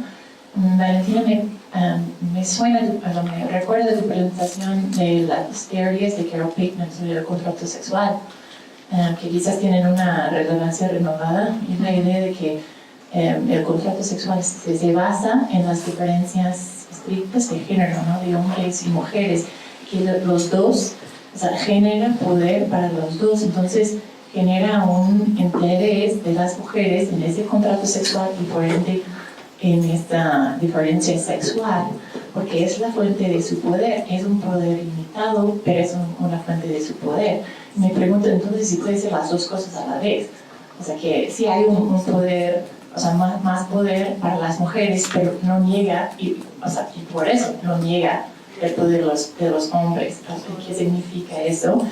Me parece muy importante que prestemos atención a las diferencias, no tanto entre los evangélicos y los católicos, pero entre los mismos evangélicos o cristianos mismos, porque también he visto como sus discursos, sus prácticas y sus doctrinas resultan en prácticas de organización y prácticas políticas distintas, y tenemos que entender eso mejor. Entonces me parece muy valoroso tu análisis, y también como facilita nuevas alianzas, porque, o sea, por ejemplo, en el contexto de México, ¿qué podemos aprender de como el caso de Brasil, por ejemplo, y lo que está pasando en México, que Morena está haciendo nuevas alianzas con los evangélicos?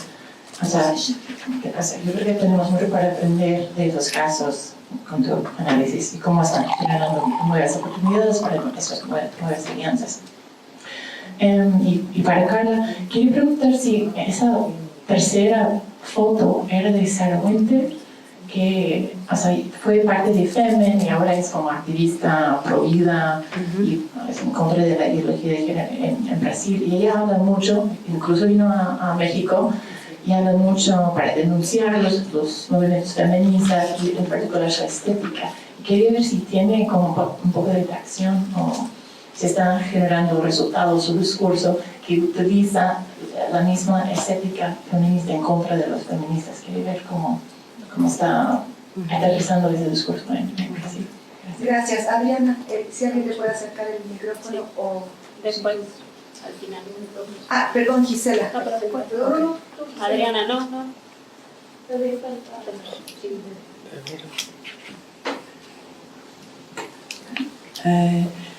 Muchas gracias por las presentaciones muy interesantes. Tenía algo para Carla porque es muy interesante tu trabajo, ¿no? La idea de repertorio. Hay un estudio en Brasil, no sé si conoces, sobre que también llama atención para los símbolos en un proceso deliberativo, como la teoría de deliberación tampoco pensó en símbolos de emociones, se concentró mucho en hablas y textos que de Ricardo Fabrino Mendonça de la UFMG. Assim, talvez sea uma comparação interessante, aunque a teoria deliberativa haya avançado, ¿no? que inclui ahora emociones e historia de vidas. Por ejemplo, ele habla de la foto, como fotos muchas veces imágenes hablan más que palabras. Por ejemplo, la foto muy famosa de un niño en Turquía muerto en la playa, no necesita hablar nada. Entonces, essas fotos, ele também habla como inducem a reflexão de uma maneira distinta que o texto. Talvez seja interessante discutir o câmbio, que isso é possível agora porque há também câmbio imaginário da política atual, não? Agora, mais que antes, penso que a política se ha convertido em mais performática, mais espetacularizada. Então, não sei, penso que esses cambios também na forma da comunicação, que as mídias sociais han incentivado, ajuda a pensar um pouco a ideia de corpo. E para Valentina, nós queríamos Estoy usando mi tiempo para hacer para ella. ¿Cuál es la representación de ese partido en el Parlamento, su tamaño? Y también se relacionan, si ese partido se relaciona con liderazgos evangélicos de otros partidos tradicionales o no. Gracias. Gracias, Laura. Adriana. Muchas gracias. Algunas preguntas para Natalia y para Chloe, que son en el sentido de la construcción de la ciudadanía sexual desde los colectivos LGBTI, porque a veces hablamos con una enorme facilidad como de la demanda del matrimonio igualitario, y sabrán de quién hablamos, de qué actores estamos hablando, si de mujeres lesbianas, de hombres y con hijos, sin hijos, cómo afecta a la coalición de actores de la diversidad sexual. Entonces a mí me gustaría un poco que hablaran de esas tensiones, de sus vinculaciones con los feminismos, ¿verdad? Porque ahí hay una generación con los conservadurismos. Otro tema que a mí me gustaría mucho, si nos podría aclarar Valentina, es si podríamos decir que estamos ante un caso de feminismo pentecostal, con este ejemplo que estamos viendo, porque finalmente pues no hay un monopolio de lo que es y no es el feminismo. En ese sentido, hay una reinterpretación tan fuerte que se contrapone con otras regiones, que pues en realidad de lo que estamos hablando es de una doctrina viva, ¿no? Que está haciendo como puntos y contrapuntos, no los que quisiéramos necesariamente, pero que los está haciendo. Entonces, ¿qué pasa con esa tensión social al respecto? Gracias. Y finalmente, Gisela. Sí,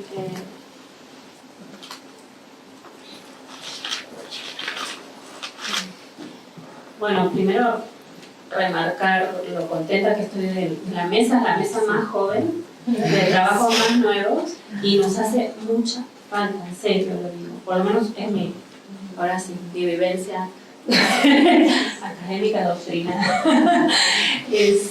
Creo que necesitamos esto, y algo que me trae, después lo vamos a ampliar, es la necesidad de incluir, bueno, claramente emoción y cuerpo, pero no solo en una relación objeto de estudio, sino que a mí todo lo que me iba trayendo mientras las escuchaba es la necesidad reflexiva como investigadoras. En este sentido, que es todo un tema, no lo voy a ampliar aquí, ¿no? Porque si las emociones predominantes, por lo menos la mía, ¿no? Cuando pasamos más a las ponencias de ayer, que se mencionaron, ansiedad, susto, enemigo, nosotros, ellos, el otro, ¿no? La contra, ¿no? Me quedé pensando en esto, que genera, ¿no? A mí por lo menos me genera un movimiento emocional diferente que cuando estamos hablando de estas experiencias y estas violencias y estas creatividades, ¿no? Estas performatividades fue muy interesante, y también este movimiento de ir al campo del otro, este famoso otro del que venimos hablando, que es tan elástico, tan dinámico y tan en algunas cosas no otro y en otras sí, ¿no?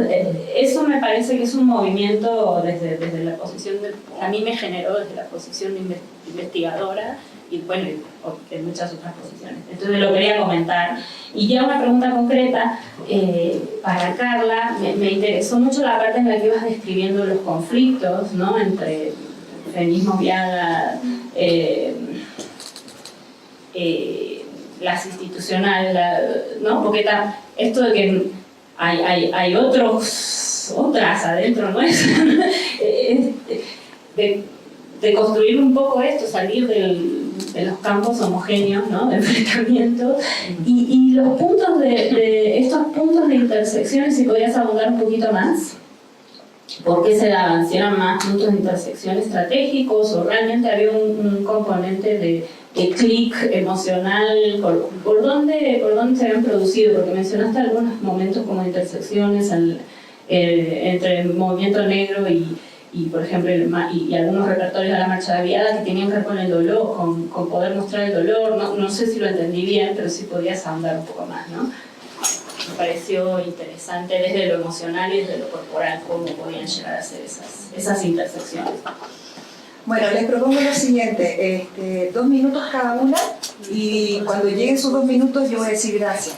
Que a veces nos apasionamos aplicando la sociología de las emociones, que veo que trabajo mucho esta mesa. Entonces no es por ser grosera, les voy a decir gracias. Adelante, por favor. Empezamos por allá, que está el micrófono, o donde ustedes quieran. ¿Sí? ¿Por ahí? Sí, va.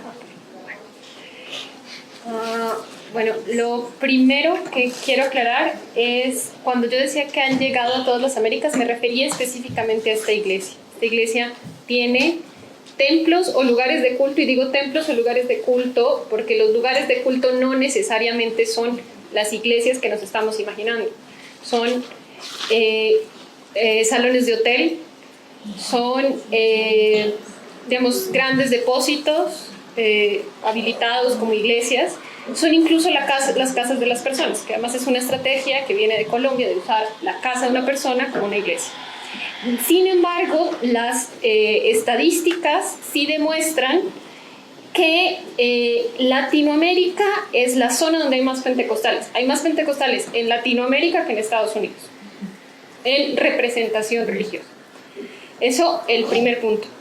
En cuanto al espectro, y que se une además a la pregunta de Débora y Flavia sobre la representación de este partido.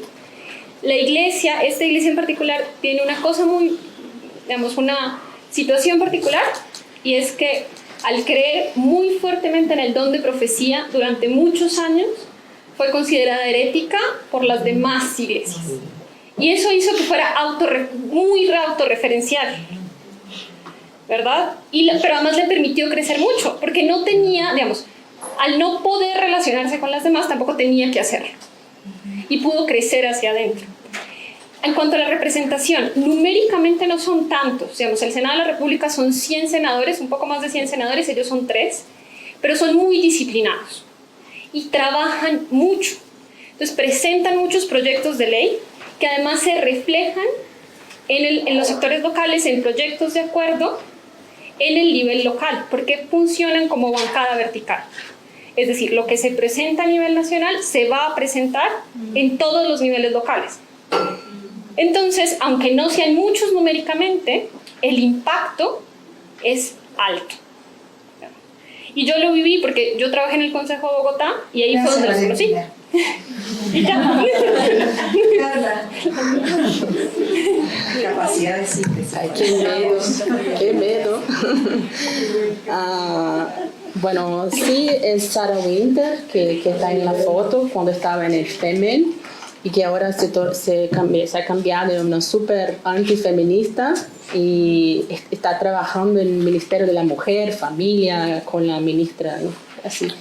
Y tiene un discurso de conversión religiosa también, y su discurso tiene mucho apoyo. La marcha de la Abadía fue muy atacada en su época, y ahora incluso en la campaña presidencial de Bolsonaro muchas imágenes de la marcha circularon por WhatsApp para decir, mira qué mujeres, y nosotros tenemos otras mujeres más valorosas, mejores, no queremos ser esta mujer con los pechos de fuera y así. Bueno, entonces atacar la marcha es una cosa muy común en Brasil, en Río.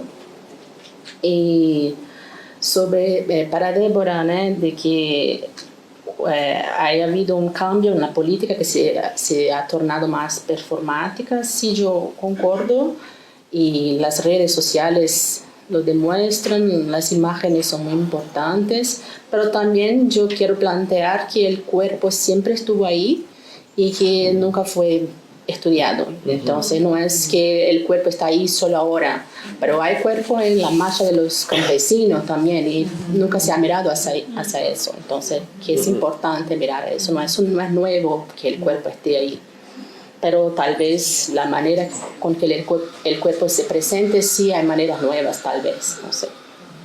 Y no sé si comprendí bien, pero lo que dijo era que en los momentos de interacción entre Badías y ciertos grupos de feministas negras, la diferencia entre ellas se construía performativamente. Así que las negras no querían hacer un performance o una coreografía festivo, carnavalesco, no. Querían enfatizar el dolor, otros tipos de emociones y coreografías. En estos momentos de interacción, no son así siempre, pero para ella les parecía estratégicamente interesante en estos momentos de interacción con las valías construir esta diferencia así coreográficamente de esa manera. Gracias, Carla.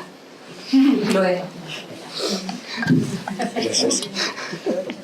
Pues con respecto a la construcción de las ciudadanías de los colectivos que menciona, tú los llamas LGBTI, pues la construcción de ciudadanía tiene que ver con el reconocimiento de sujetos de derechos. Y pues el decir LGBTI, por ejemplo, es una postura, y cada colectivo pues tiene posturas distintas y tiene repercusiones en lo político, ¿no? Porque LGBTI, por más que no parezca, limita y excluye a otros sujetos, ¿no? Entonces hay un uso político del hecho de llamar diversidad sexual, ¿no? Hay como una utilidad política, pero al final es un término paraguas que desdibuja las diferencias y lo que pasa muchas veces es lo que mencionaba Natalia, es que algunas personas, sobre todo ha pasado muchas veces, y en México hay debates también, ¿quiénes han estado ahí? Han estado los hombres, ¿no? Entonces también han habido críticas, cuestionamientos, etcétera, y creo que es difícil también hablar de los colectivos porque son muchos con posturas muy distintas. Ahora, su vínculo con los feminismos igual, dentro de todo el abanico de feminismos que tenemos y todas las posturas, son posturas muy distintas con respecto a los derechos y a la cuestión trans en particular, ¿no? Porque pues en México y en América Latina también, pero en México está bastante vigente o tiene bastante voz el feminismo de las TERF, ¿no? De las Trans Exclusionary Radical Feminists, que no quieren reconocer a las mujeres trans como mujeres, y por eso en ese sentido iba mi llamado al final de la ponencia de decir, a ver, dejemos esa reproducción de violencias, esa denuncia de las violencias que padecemos las mujeres, y dejemos estas divisiones para construir juntas. Y yo creo que ese es uno de los retos que tenemos, es cómo logramos conciliar, reconocer. Creo que no hay que desdibujar las diferencias entre los feminismos, los reclamos de algunas mujeres indígenas que no son los mismos que mujeres no indígenas de ámbitos urbanos, por ejemplo, entre una de muchas diferencias.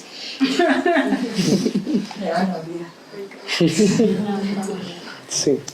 Pero todavía era unos segunditos más. No, está bien. Bueno, digamos, para responder a la pregunta, aquí hay que tener en cuenta, digamos, un hecho interesante, y es que digamos, la persona que yo entrevisté, que es Pamela, la que logró la sentencia de cambio de nombre en Colombia en el año 93, eso ella lo consiguió mucho antes del surgimiento de las organizaciones del tercer sector en el país. Ella consiguió esa sentencia en el 93, y estas organizaciones surgieron en el primer lustro de este siglo. Y eso da cuenta que no los hemos necesitado para conseguir los hitos a favor de la población trans. Había cuenta que el decreto que yo les mencionaba, digamos, no generó un trabajo de cara a la opinión pública como el que sí estas organizaciones de alguna forma gestaron para conseguir ante la Corte Constitucional el derecho de las parejas del mismo sexo al matrimonio, ¿no? Ellos de alguna forma tienen figuras claves conectadas en algunos medios, digamos, están vinculados, por ejemplo, con un hijo de un expresidente de la República, también un hijo de un vicepresidente de la República, y de alguna forma, pues ellos han sido como las puntas de lanza para abrir estas brechas, lo que hablaba Macán del cambio social, cómo hay que, de alguna forma, cómo se genera este cambio social. Ellos sí lo han trabajado a nivel del matrimonio igualitario, pero en ningún momento han estado interesados por generar esas transformaciones a nivel de las personas trans. Y justamente lo que hemos hecho nosotras y las personas que yo y las otras personas que cito en el trabajo es de alguna forma mirar esos precedentes judiciales.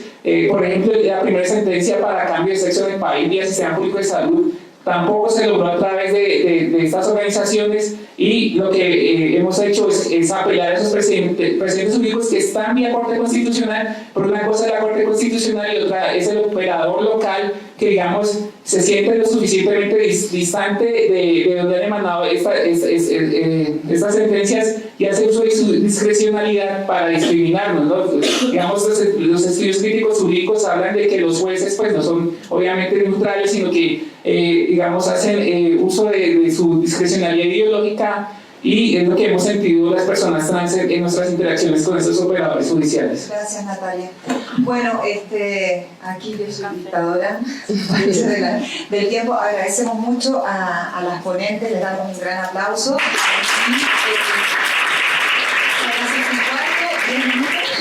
De café y regresamos a la sexta mesa. Muchas gracias.